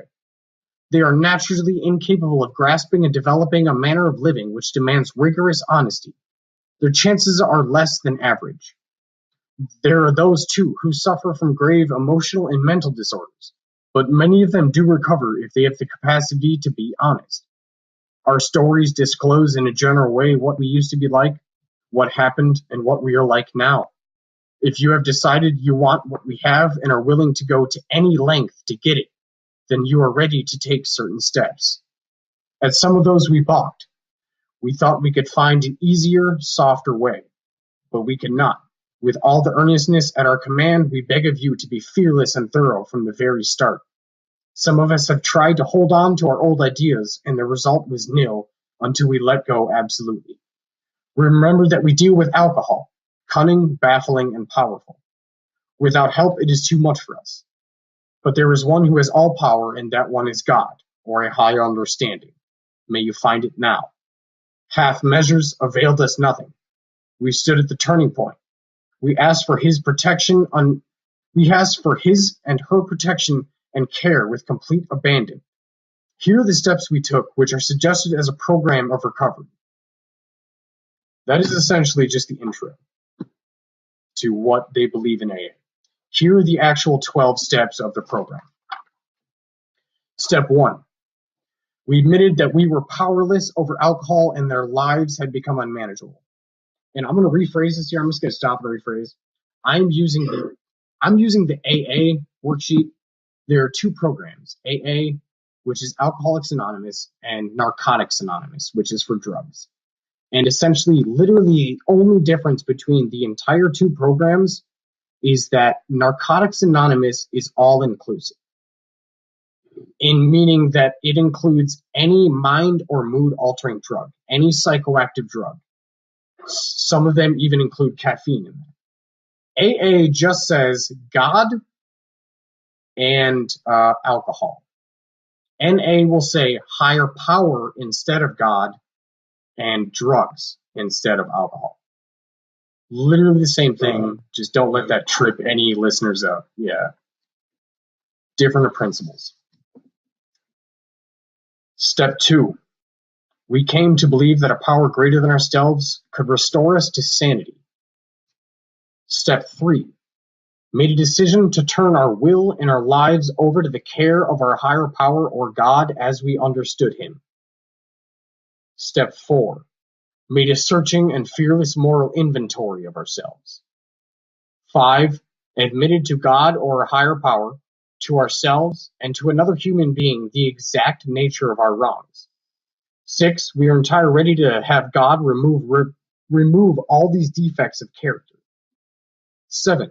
Humbly asked him to remove our shortcomings and character defects. 8. Made a list of all persons we had harmed, and became willing to make amends to them all. 9. Made direct amends to such people whenever possible, except when to do so would injure them or others. 10. Continued to take personal inventory, and when we were wrong, promptly admitted it. 7. Sought through prayer and meditation to improve our conscious contact with God or a higher power as we stood him, praying only for the knowledge of his will for us and the power to carry that out. 12. Having had a spiritual awakening as a result of these steps, we try to carry this message to alcoholics and practice these principles in all of our affairs. The very ending of the 12 steps of how it works is a little paragraph that says, many have exclaimed, what an order! I can't go through with it. Do not be discouraged. No one among us has been able to obtain anything like perfect adherence to these spiritual principles. We are not saints. The point is that we are willing to grow along spiritual lines. The principles we have set down are guides to progress. We claim spiritual progress rather than spiritual perfection. Our description of the alcoholic, the chapter to the agnostic, and our personal adventures before and after make clear three pertinent ideas. A, that we were alcoholic and could not manage our own lives. B, that probably no human power could have relived our alcoholism. And C, that God could and would if he were sought. I know that is a big mouthful to take in, but they read that at the beginning of every single meeting, new or old. I think one of the ones that stood out to me, and I pulled up a tab that has them written out so that I could remember, is step number 7. Humbly ask him to remove our shortcomings. I think that in particular, that attitude, is actually what changed my mind on a slightly different topic, but it's related. I used to be very anti-theist, anti-religion, and even though I'm atheist, I think this particular attitude is part of what makes me think that religion is useful and necessary for many people, because it is so vitally important to basically have this attitude of, I am flawed. I have flaws. I'm like that quote I read in the beginning. I'm not enlightened, and the correct posture to take is basically humility toward whatever can help you to improve on your flaws. Whether that's if you think that's a God or a higher power, or if you think that's just your ability as a human being to learn and adapt to new things, to embrace whatever is around you, but that sort of humble posture. And I think that the utility of religion to bring people to that posture outweighs some of the issues that I have with it. But See, I wanted to highlight that stuff. I'm gonna stop you right there, because you said religion about 4 or 5 times in there. And I know it says that humbly ask him to remove our shortcomings, and him refers to God. And that is the biggest thing that people get hung up on when they see AA, or they learn about AA, or they think about AA, is the word God. It even says there in the the third step, we made a will to discern we made a decision to turn our will over to the power of God as we understood it. And that tripped me up essentially too. At first, you need to discard, and everyone else who thinks of the 12-step program needs to discard the concept of a God. That is one thing that AA does 10 times better than AA. NA repeats over and over again that it is not a God, but a higher power of your understanding, of your unlimited understanding, however you choose to understand it. It even says in the preamble, we are not related to any religious sect at all.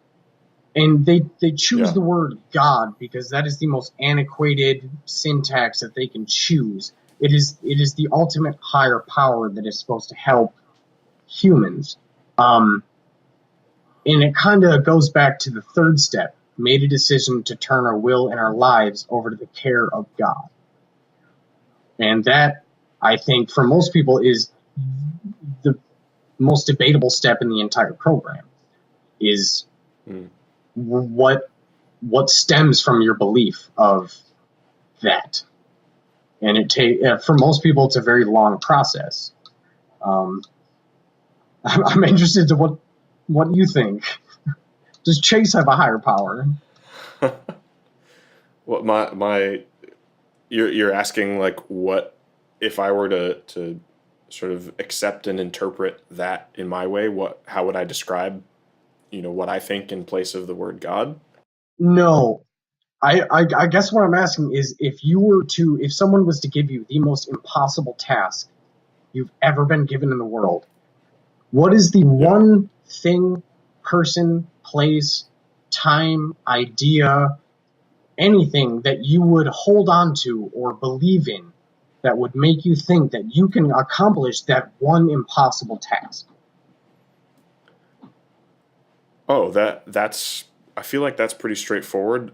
I would put that to basically in a sense my own consciousness. That I think the more salient way to describe that would be in stoicism there's this idea of anything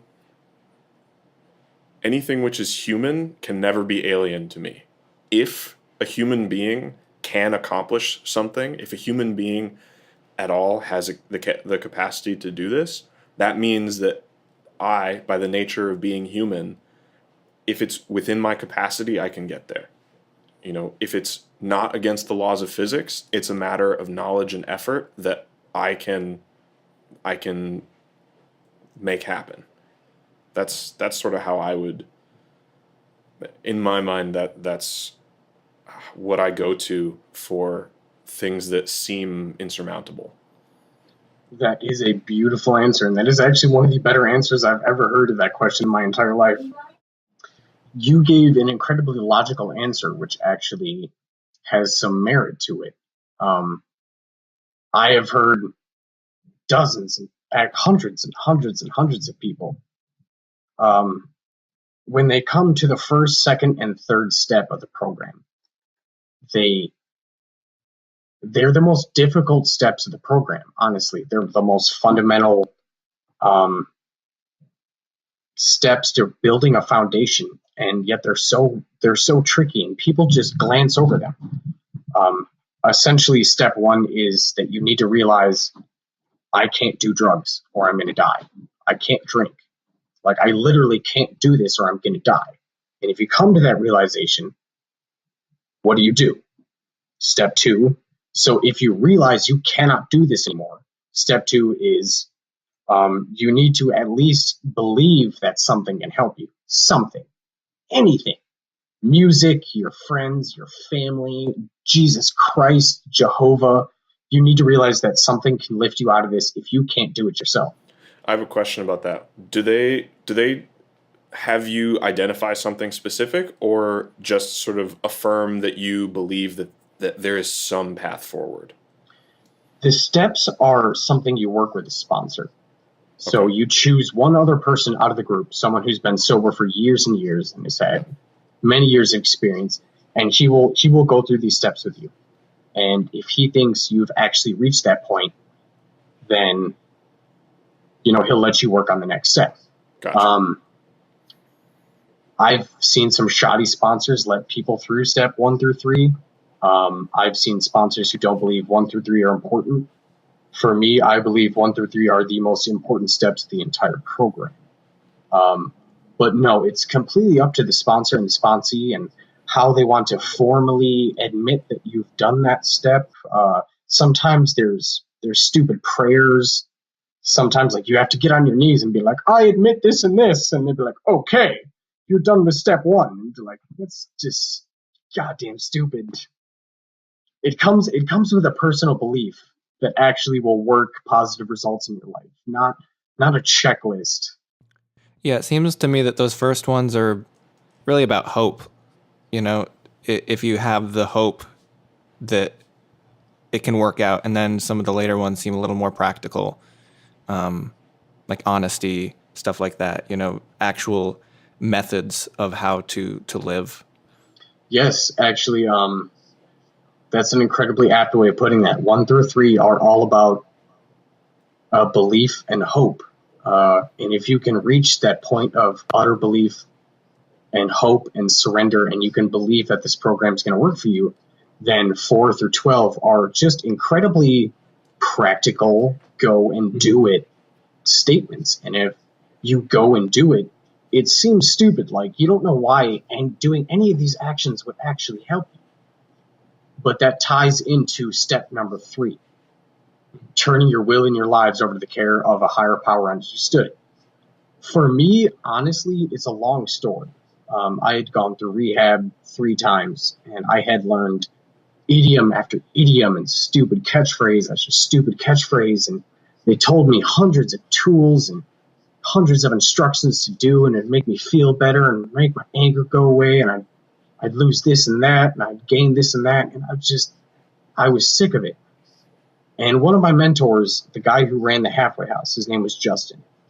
And this guy was like he was like a handsome 26-year-old, just beautiful guru man who could just speak the words that you needed to hear. Like, it's like he was like an Alan Wattsian kind of guy from the 60s that just entranced you beyond belief.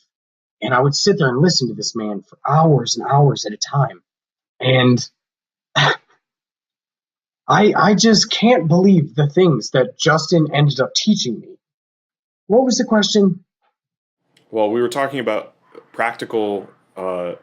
the practicality of the steps, but I actually wanted to ask you if you had any experience with meditation, or if meditation, I noticed it was mentioned in one of them, but if there's a role for something like mindfulness meditation in recovery. Oh, of course. Alex, what was your question first, though? Oh no, I was just making a statement about the grouping of the steps with hope and yeah. Oh, yeah. All right.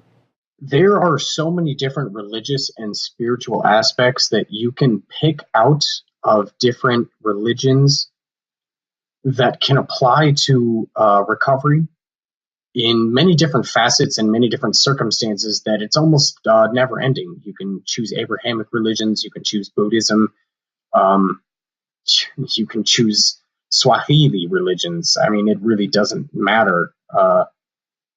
AA is brimming with recovery, and like I said, the idiom is just never endless. You can every single sentence, the syntax they use to create these books and these texts are so precise that each sentence you can ascribe to a different religion or a different type of religious text, or you can pull from a different source or inspiration. That it's kind of amazing. It's like a hodgepodge of spirituality. And that's one of the things I loved about reading about it, because I grew up in the midst of many different religions. What do you think is the biggest sort of message that, like, if you could just plaster it on billboards everywhere so that it was part of everyone's consciousness, what do you think is the biggest message of either, I would say, for recovery or for public perception of addiction? You can change yourself. It literally comes down to that. There's always that question people always ask, even as young kids, can people change? And I know we never got into any of the neurochemical science of this, and I still have sheets and sheets of different AA sources, and I could talk about this for 5-6 hours, but it really comes down to, can people change or not? Can you take an absolutely murderous, thieving, conniving drug addict and turn him into a productive member of society for the rest of his life? And yes, you can. Not you can. Yes, he can. The addict can change himself. And I'm not saying that just because I think that. I'm saying that because I literally know that. I've been through hell and back, and I've experienced the neuroplasticity in my mind change. I've experienced the different levels of happiness, the different levels of anxiety, depression, paranoia, psychosis, drug addiction. I have been in jails, institutions.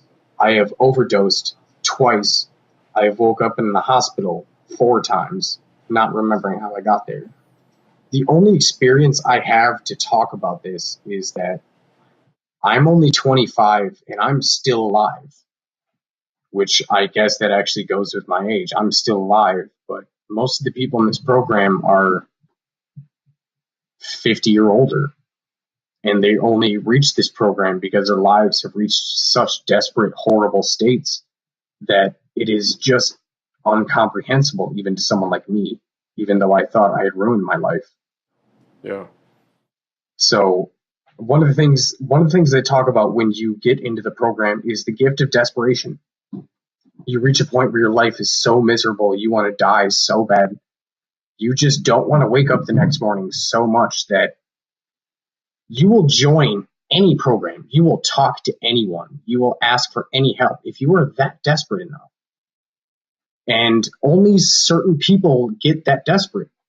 And they always call that the beautiful gift of desperation. And the first thing they say is if you relapse and you come back, which is a common thing with addicts and alcoholics, they could be on top of the world, look like the paragons of recovery. And then the next day they show up on heroin at a meeting. The one thing we say is we're glad you made it back, because for the vast amount of people who leave the program or relapse and decide to use or drink again, they don't make it back. They never will. Yeah. If they're 18 or 65. Yeah.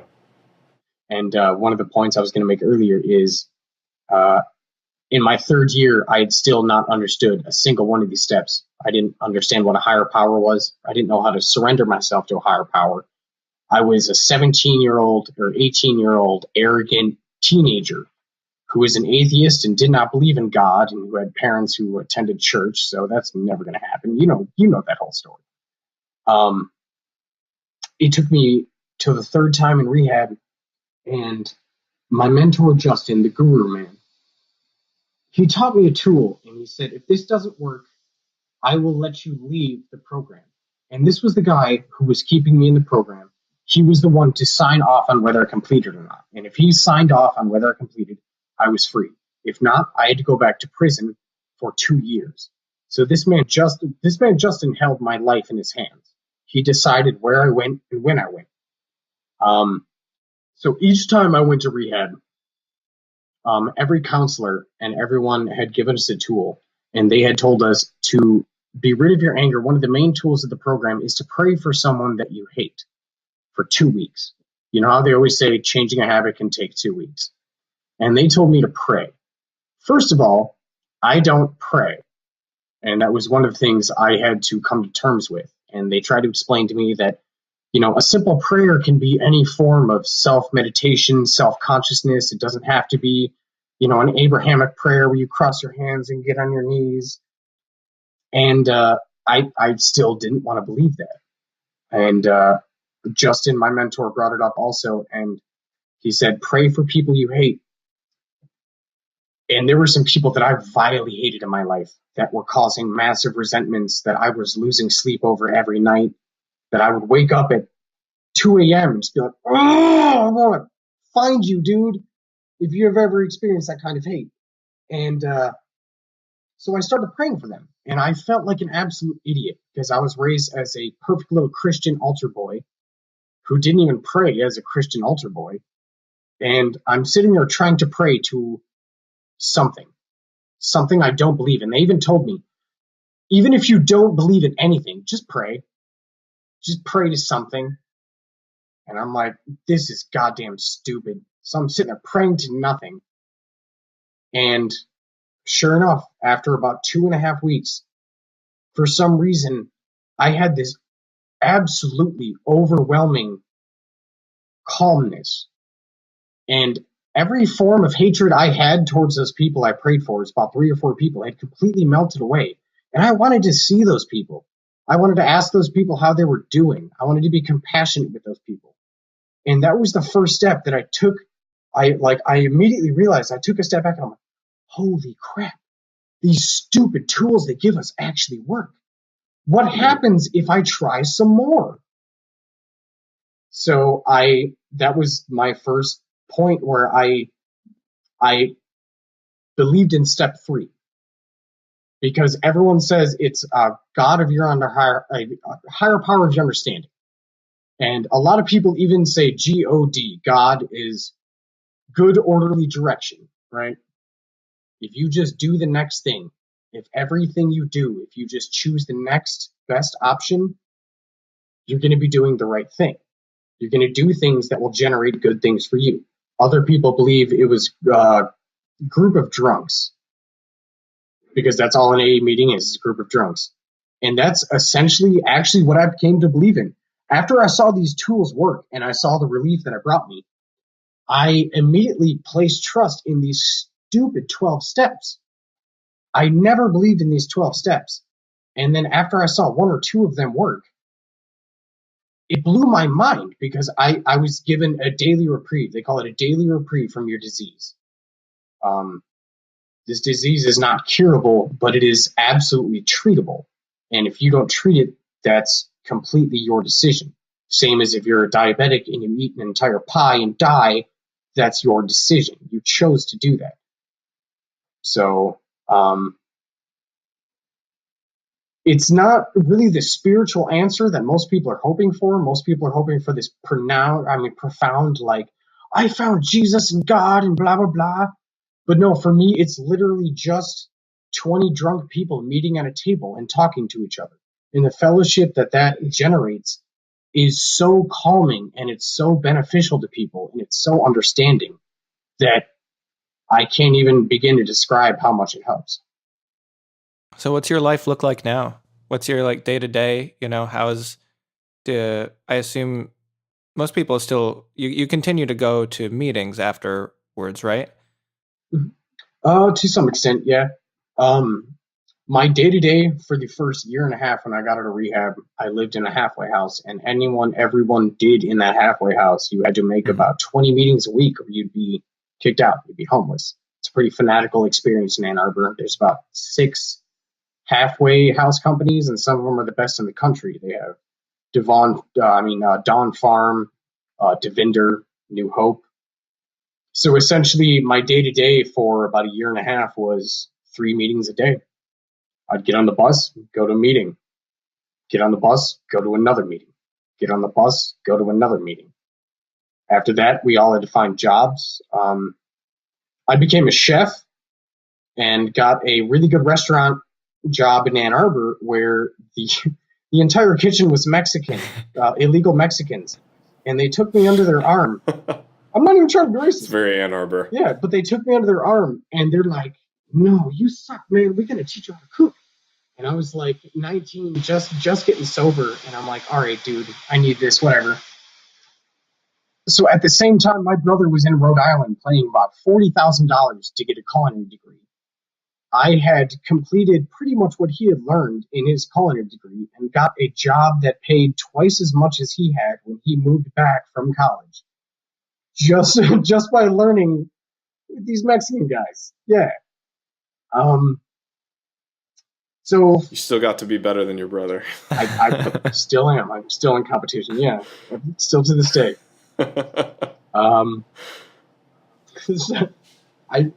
I've worked in Ann Arbor. Ann Arbor's my hometown. There's a million restaurants. There's a million different cultural spots.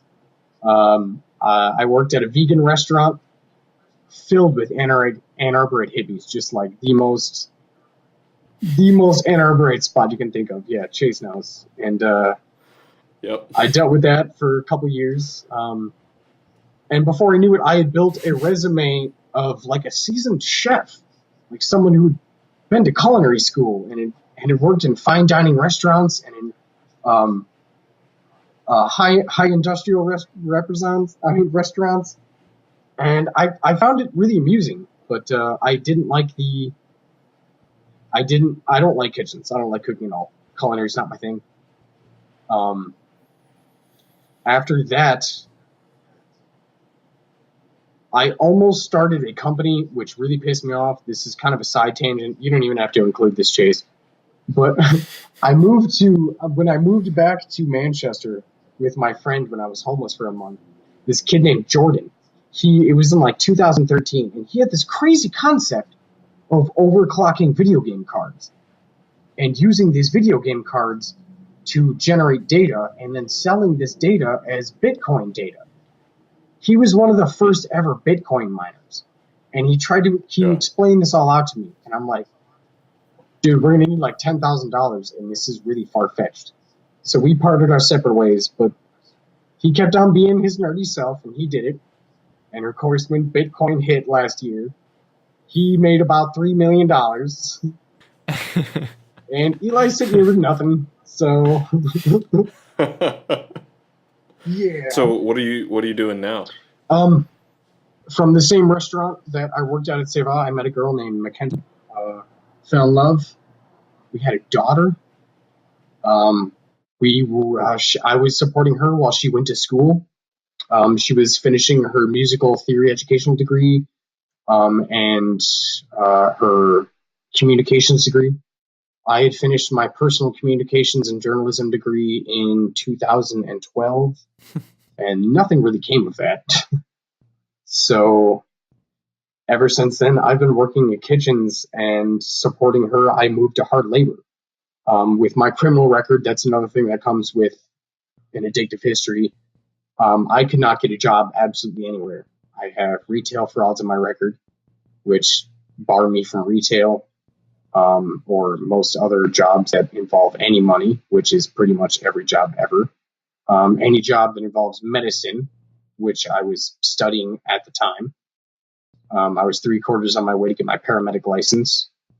I had already got my EMT license, which I cannot use now.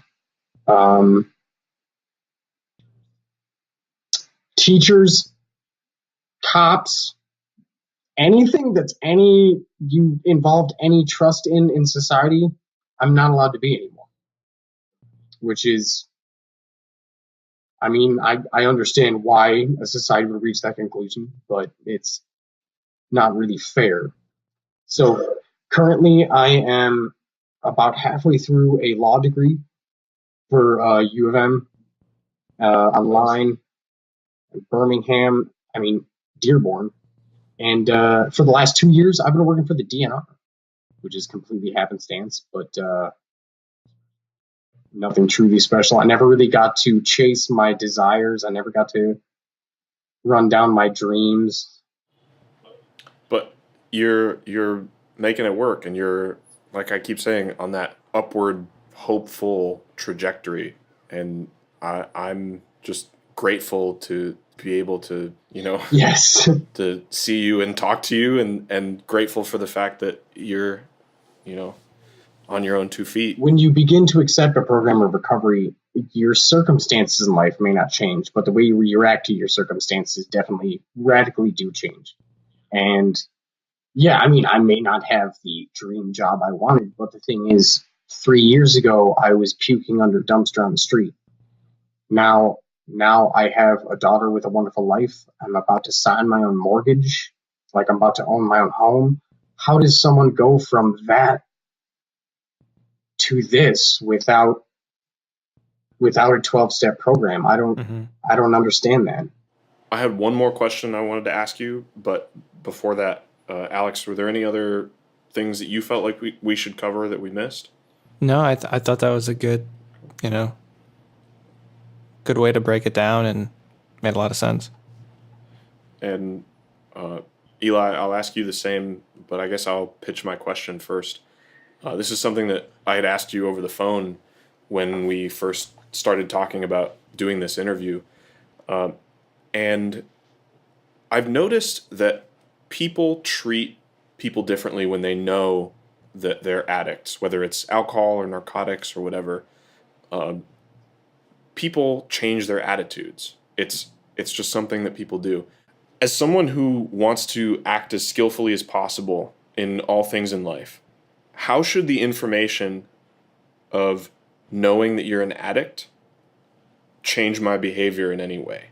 What are the things that people typically do that may be demeaning or unhelpful, and what are some actual helpful things that we could do or not? Maybe the better thing is to not try to act differently in any way. But could you sort of shed some light on how people act and how people should act?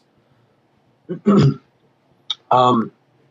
kind of touches on a topic I wanted to talk about a little bit earlier, but not really. Essentially, to all of your questions that you just asked, Nothing. Okay. You can do nothing to help an alcoholic hide his alcoholism. You can't do anything to change his behavior.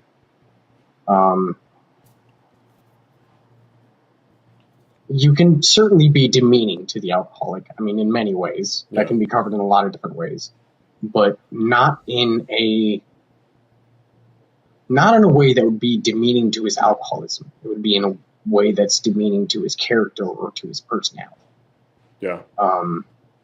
Like I said, the person who has an alcoholic come over to their house and they hide bottles of wine does not understand alcoholism. Yeah.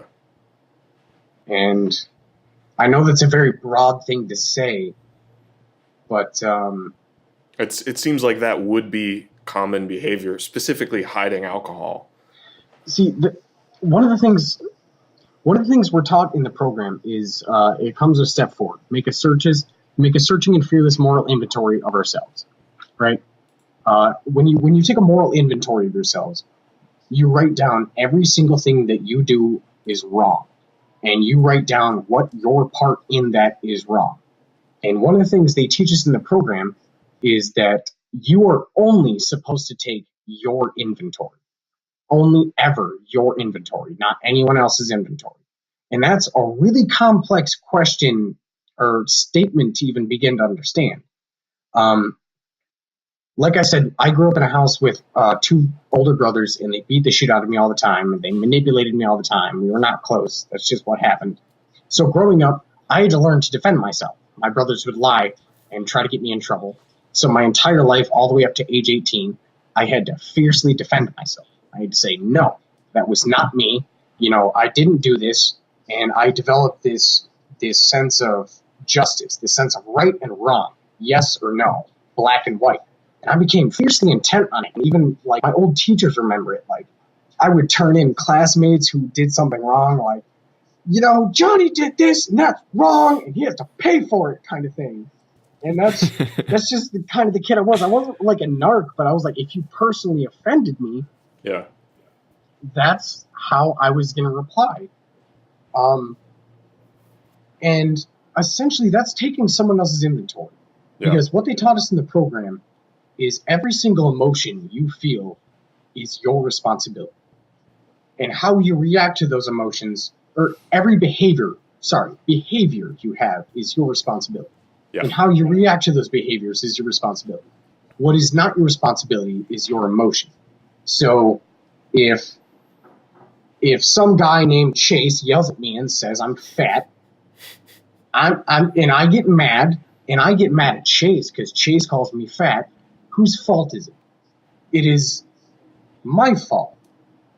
Chase can say what you want.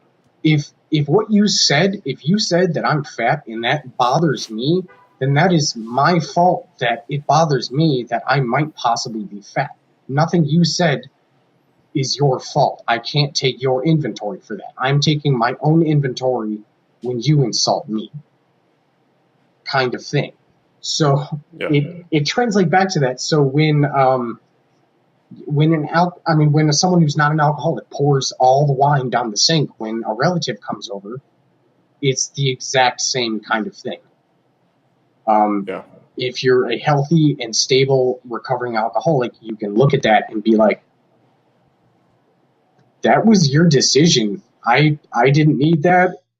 I didn't need to, like, that was completely on you. Like, This sounds very similar to concepts in keeping with both Stoicism and Buddhism, which are topics that come up almost every episode on this podcast. Exactly, Because, yes. Buddhism is something Alex and I have studied. I've studied a lot of Stoicism, and there's this big emphasis on what's called the dichotomy of control, where you can basically look at things in life as there are certain things that are totally within your control and certain things that are not. The things that are not in your control are how other people act or your base instinctual emotions. The things that are under your control is what you do with those emotions, how you respond to people's actions, and how you treat situations that you're in life. And your moral responsibility is basically to accept with compassion the things that you can't control and to act as wisely as possible in the things that you can.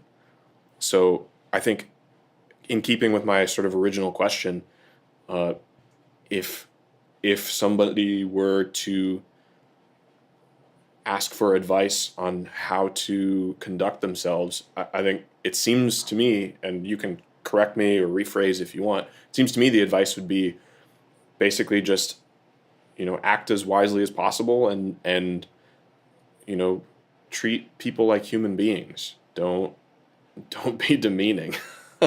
But, you're sort of ultimately responsible for yourself. I would say yes to every single thing you said. I'm going to say you'd make a wonderful addict. I don't know how to respond to that. I would agree with every single thing you said, except for just the act wisely part. It's because we haven't talked too much about it, but the physical means of addiction are so absolutely abhorrent to overcome that it's not just a decision for most people. Yeah. Especially for me. For me, it was not a decision. For most alcoholics and addicts, the ends are jails, institutions, or death. Those are your three. Mm-hmm. And I had almost died. I had been to jail, and I had been to every institution.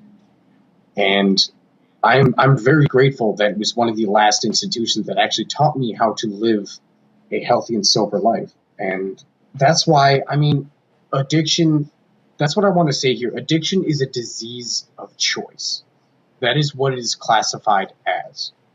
It is a disease of your neural reward pathway that makes it almost impossible for you to make a sane, normal decision. And so people say, disease is a choice. You have no moral willpower. You decided to stick that needle in your arm. And some other people say it's a disease, blah, blah, blah. Whatever it is, whether it's nature or nurture, point is that everyone has the tools to pull themselves out of it. And everyone has the tools to treat themselves. So for me, it's not a matter of whether it's a disease or it's a choice. It's a matter of what you decide to do about it. And that's kind of what it comes down to for me. So I really get sick of people arguing, it's a disease, it's a choice, blah, blah, blah, blah, blah. But there's one last thing I wanted to read. Okay. This is what they call the promises. And this is what they promise you will happen if you work the 12 steps. And this is what became my higher power. This is why I still participate in the 12-step programs. People told me that the promises would come about, and I didn't believe them, and then I started to look for them, and they showed up, and my life became richer than I've ever even imagined, richer than before my disease. One of my friends, he made a really good comment. He says, it's really funny that addiction is one of the only diseases that you can be diagnosed with and then treat it, and your life becomes better for having it. When you enter the 12 steps of AA or Narcotics Anonymous, you call so much attention to yourself and you analyze yourself so deeply and you realize your self patterns so much and your character flaws so much, and you put so much energy into changing it and having your family help you change it and the people around you realizing who you are, that it's an amazing experience. Even people who are not addicted, if you work this program and you work these steps, you can make yourself an incredibly better person, more empathetic, less selfish. It's like the first time I started working the steps and I saw my family, it was about 2 months after I started working the steps. I had never hugged my father in my life. Maybe when I was 3 years old. And from the empathy and the love and the understanding and the ability to be honest and open and willing from these steps, something I had never experienced before because I'm a closed off asshole. Like I'm sitting there talking to my dad, telling him I love him and hugging him. And I just did not understand where this emotional knowledge came from. And it really is from this program, even cultish as it may be, brainwashing as it may be. They always say, AA washed my brain, but when I got here, I needed good brainwashing, so it doesn't matter. Usually they read this at the end of some of the meetings, but it's called the promises. If we are painstaking about this phase of our development, we will be amazed before we are halfway through. We will see we are going to know a new freedom and a new happiness. We will not regret the past, nor wish to shut the door on. We will comprehend the word serenity, and we will know peace. No matter how far down the scale we have gone, we will see how our experiences can benefit others. That feeling of uselessness and self-pity will disappear. We will lose interest in selfish things and gain interest in our fellows. Self-seeking will slip away. Our whole attitude and outlook upon life will change. Fear of people and economic insecurity will leave us. We will intuitively know how to handle situations which used to baffle us. We will suddenly realize that God and our higher power is doing for us what we could not do for ourselves. Are these extravagant promises? I think not. They're being fulfilled among us, sometimes quickly, sometimes slowly. They will always materialize if you work for them. And for most people who've never heard that before, it's kind of an arbitrary reading, and each sentence seems a little bit different. But if you've ever been an addict like me, an alcoholic like me, or any of us, you've ever lived on the street, been in jail, been in institutions, been separated from your families, you'll understand how each one of these sentences in the promises are absolutely fundamental. Each one are completely different. Each one is an absolutely true statement. And each one shows up so quickly, so blatantly in our lives. Like when you have nothing and you realize that you have a new freedom and a new happiness, it's the most amazing thing ever. And it's the most prominent thing in your mind.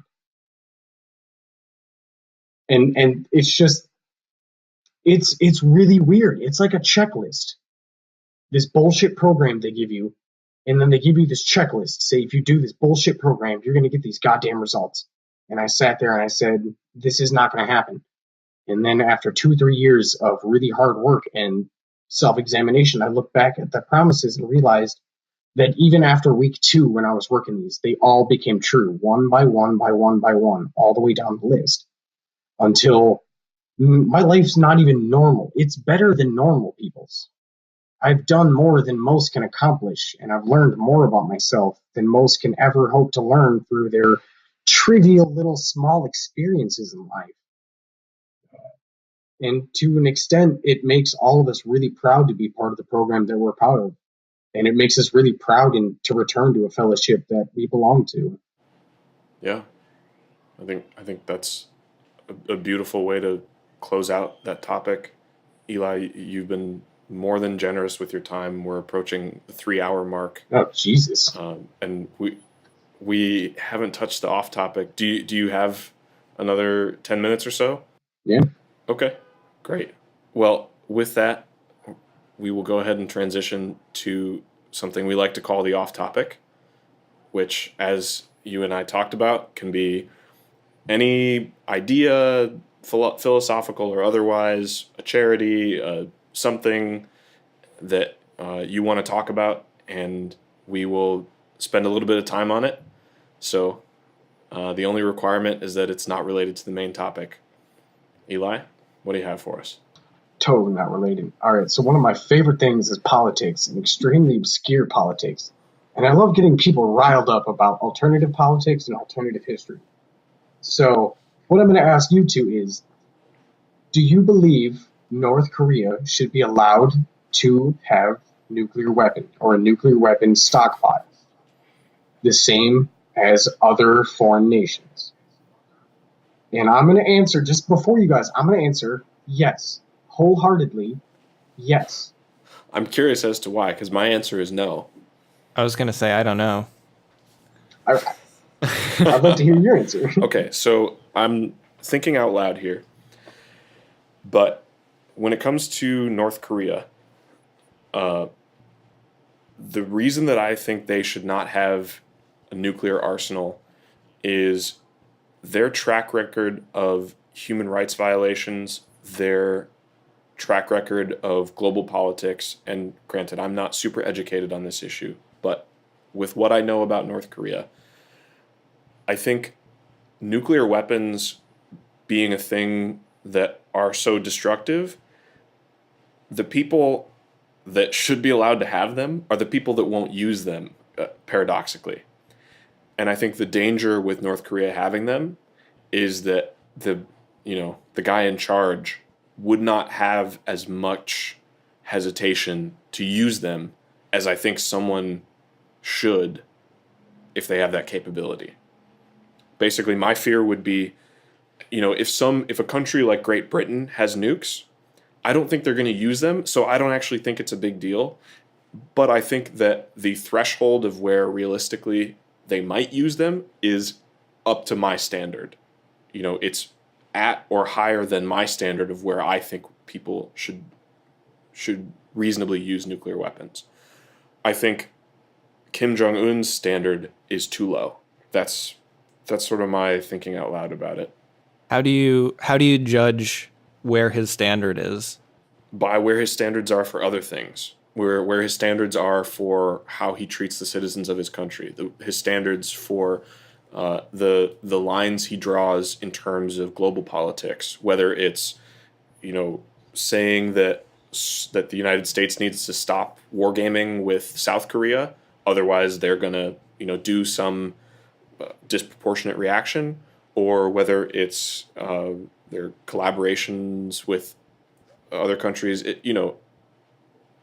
Basically it's his standards for, or their standards, North Korea's standards for other global political situations are so misaligned with where I think someone should be. With something so destructive as nuclear weapons, I don't think that's a tolerable situation. What about you, Eli? Why do you think they should? See, when I always approach political topics, I always think of the historical background. And North Korea and Korea's historical background with America is absolutely abysmal. And America's historical background stretching back in Asia before that is even worse. So we complain about Kim Jong-un imprisoning thousands and thousands of people in prison camps and entire generations of families in prison camps, which statistically haven't even amounted to the millions yet. But beginning in World War II, which I really dislike this fact from our country, we began firebombing under McNamara and his statistical reviews of high level night flying bombing. He canceled that after his statistical reviews and went to Private LeMay or Admiral LeMay in the Pacific and told him what we need to do is we need to fly low, we need to drop incendiary bombs, and we need to burn everything. And they said, well, that's going to burn a lot of stuff that's not military targets. So the military said, well, let's make the entire public look like a military. So that's what they said with Japan in World War II. They said every kid was training with sticks to fight the Americans, that every elementary school was being trained with rifles, and that because of the emperor's commands, every target in Japan was a military structure. So America burned to death millions, hundreds and hundreds of thousands of Japanese. And we repeated the process years after in Korea. In Japan, we bombed about 96 villages and cities. In Korea, we bombed about 103. In the Korean War, I don't have the exact stats on me, but we killed almost the exact same amount of Japanese that were in Japan in World War II with our fire bombings. The people in North Korea, their lore is that their grandfathers had to crawl out from under the mountains into the burning landscape, and they had to rebuild their civilization because the Americans had completely burnt it to the ground. Not their military, their houses, their children, their wives, everything. Same as Japan, same as Korea. We did the same to Vietnam in 5 more years in the future for the next 15 years after that. And then after that, it's the Gulf War. We completely destabilized the Middle East, and we are still dealing with that 30 years after. So to what extent do Americans forget what actions they have done, and they forget the consequences of them? Why do they think the Koreans hate us? Because we literally burned their civilization to the ground. We burned it. So Kim Jong-un's father is the first one to come back and raise this civilization from the ground. What is he going to teach his child? To defend himself. And the only way to defend himself against a tyrannical power that can burn your entire country to the ground is with a weapon that can burn their country to the ground. It's mad all over again. Mutual assured destruction. If you're going to bomb Korea to the ground again, then we're at least in turn going to burn you to the ground. And when I learned those statistical figures on how many Koreans we firebombed, how many civilians we killed, schools, hospitals we blew up, I completely lost my thought that Kim Jong-un should not have nukes. I don't believe anyone is going to use nukes. I don't believe he's crazy enough to bomb anyone. It's his rhetoric that keeps the American hostility at bay from burning his damn country to the ground again. And we don't see ourselves as the hostile barbarians, but they do, because they were the recipients of that violence. And whether we warrant it or not, but so I've never met a single person who's ever said that, oh, I understand why North Korea wants nukes. But I completely understand. And I almost think that they deserve them after what we did. Yeah, I think this is a really interesting discussion. Okay, so I love these kinds of things. I think my response to that would be, when you look at atrocities in history, especially American atrocities, it's easy to look at things monolithically. If you just look at the United States as a single actor and North Korea as a single actor on the global political stage, then I think you're right. But I think the difference is when the United States has committed things that could be considered atrocities, like what you're talking about, we have a form of government that is so decentralized that those mistakes, and I'm going to call them mistakes on the political stage, even though they were deliberate, those mistakes are mistakes because the bad actors responsible for making the decisions that they should not have made can be taken out of power. They can have recourse taken against them. Maybe not on the global political stage, but you sure as hell know that, Joe so-and-so who authorized a firebombing or who would have authorized a firebombing in the Gulf War would have been taken to trial. And the part of the, I forget what it's called, but part of the standing orders for all U.S. military personnel is not to take any action that's unlawful, to comply with lawful orders. So it's up to individuals in the U.S. military to have the good judgment to execute lawful orders, and we hold accountable those who don't. We actually have an internal accountability system. The problem I see with looking... I would say since when? What do you mean? Since when do we have any internal accountability in terms of our own war actions and war crimes? Like, when did that start? Or yes, I'm not sure, because I don't know the history all that well. But on the other side of things, if you look at North Korea, that's not a decentralized system. So to me, it's not even that North Korea as a monolith shouldn't have nukes. I think it's a consequence of who's in charge and the fact that their system doesn't have any setup of internal accountability for people making actions like that. It's all sort of based on, as far as I can tell, a sort of tribal sense of honor that doesn't work on a political stage, a sense of retribution. And I really don't think retribution is the right attitude to have in any geopolitics. In terms of a cultural understanding, you probably actually are correct in that stance. The history between Japan, North Korea, and Vietnam has been absolutely violent for about the last 300 years, and they've all invaded each other over and over again, and they absolutely hate each other. But the last aggressor of history has been America to Korea. So their hatred is fully focused on us. But I understand what you're saying. And let me caveat this by saying I could be wrong. I am not well versed in many politics. I'm definitely not super well versed in history. So yeah, I mean, no, I could absolutely be it's wrong. true. Their young government does not really bode well in Western politics. So, Alex, what do you think? I've always had an issue with, with the nuclear problem, right? Because there is a double standard, right? And while, like, in theory, I don't like the double standard. I would say, no, if one country can have them, they all can have them. That's not realistically probably a good method for, like, peaceful outcome of global politics. But I also, in the end, I can't be confident about anybody's motives that aren't my own. And I can hear what they say. I can hear what we say as a country.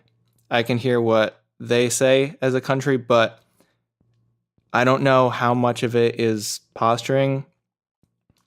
If I had hard proof that they would use a nuclear weapon, then I would say I can accept the double standard and, say I would not want them to have nukes. But I think I've become more and more skeptical because I kind of like what you said when you were young, Eli. You were very, like, righteous, and wanted justice for everything. I was like that too. So I've become very aware of that attitude in myself. And I have a hard time making judgment calls sometimes about these types of things because I just, for me, I can never have enough information. I think one of the things that we see a lot is we tend to treat countries like people or treat countries like the people that make up the country. And I think that's where, even in my own mind, the double standard becomes uncomfortable. But we have to remember, and I'm definitely not trying to minimize, the fact that we have someone in power who could potentially be just as dangerous with nukes.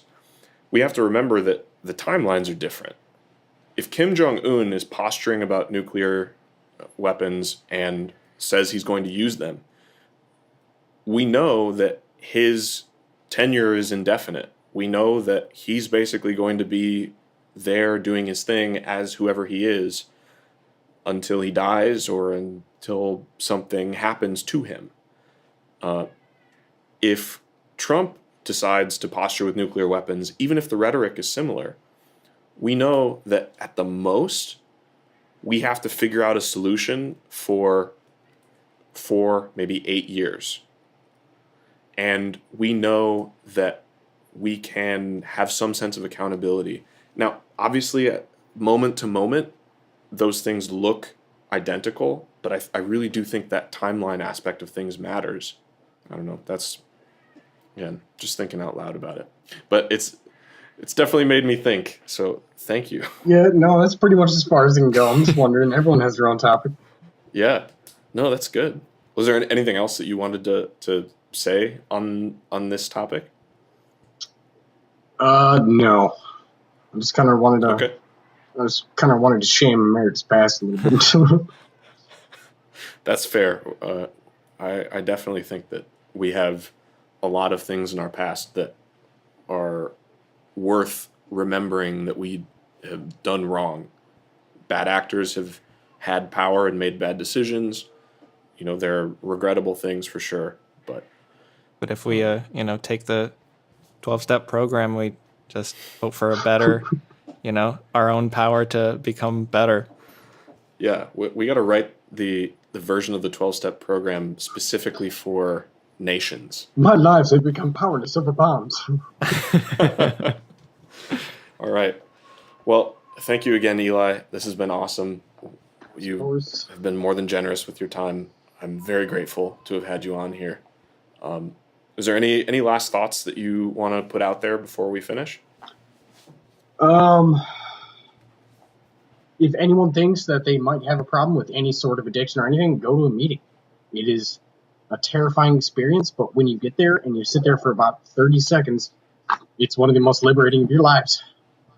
So if that message can reach anyone listening, it's made this whole 3 hours worth it. Definitely. Awesome. Well, thank you very much. Of course. Yeah, thanks, Eli. Thank you, guys.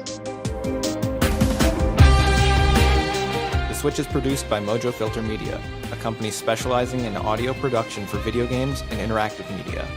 You can check out our website at www.mojofilter.media.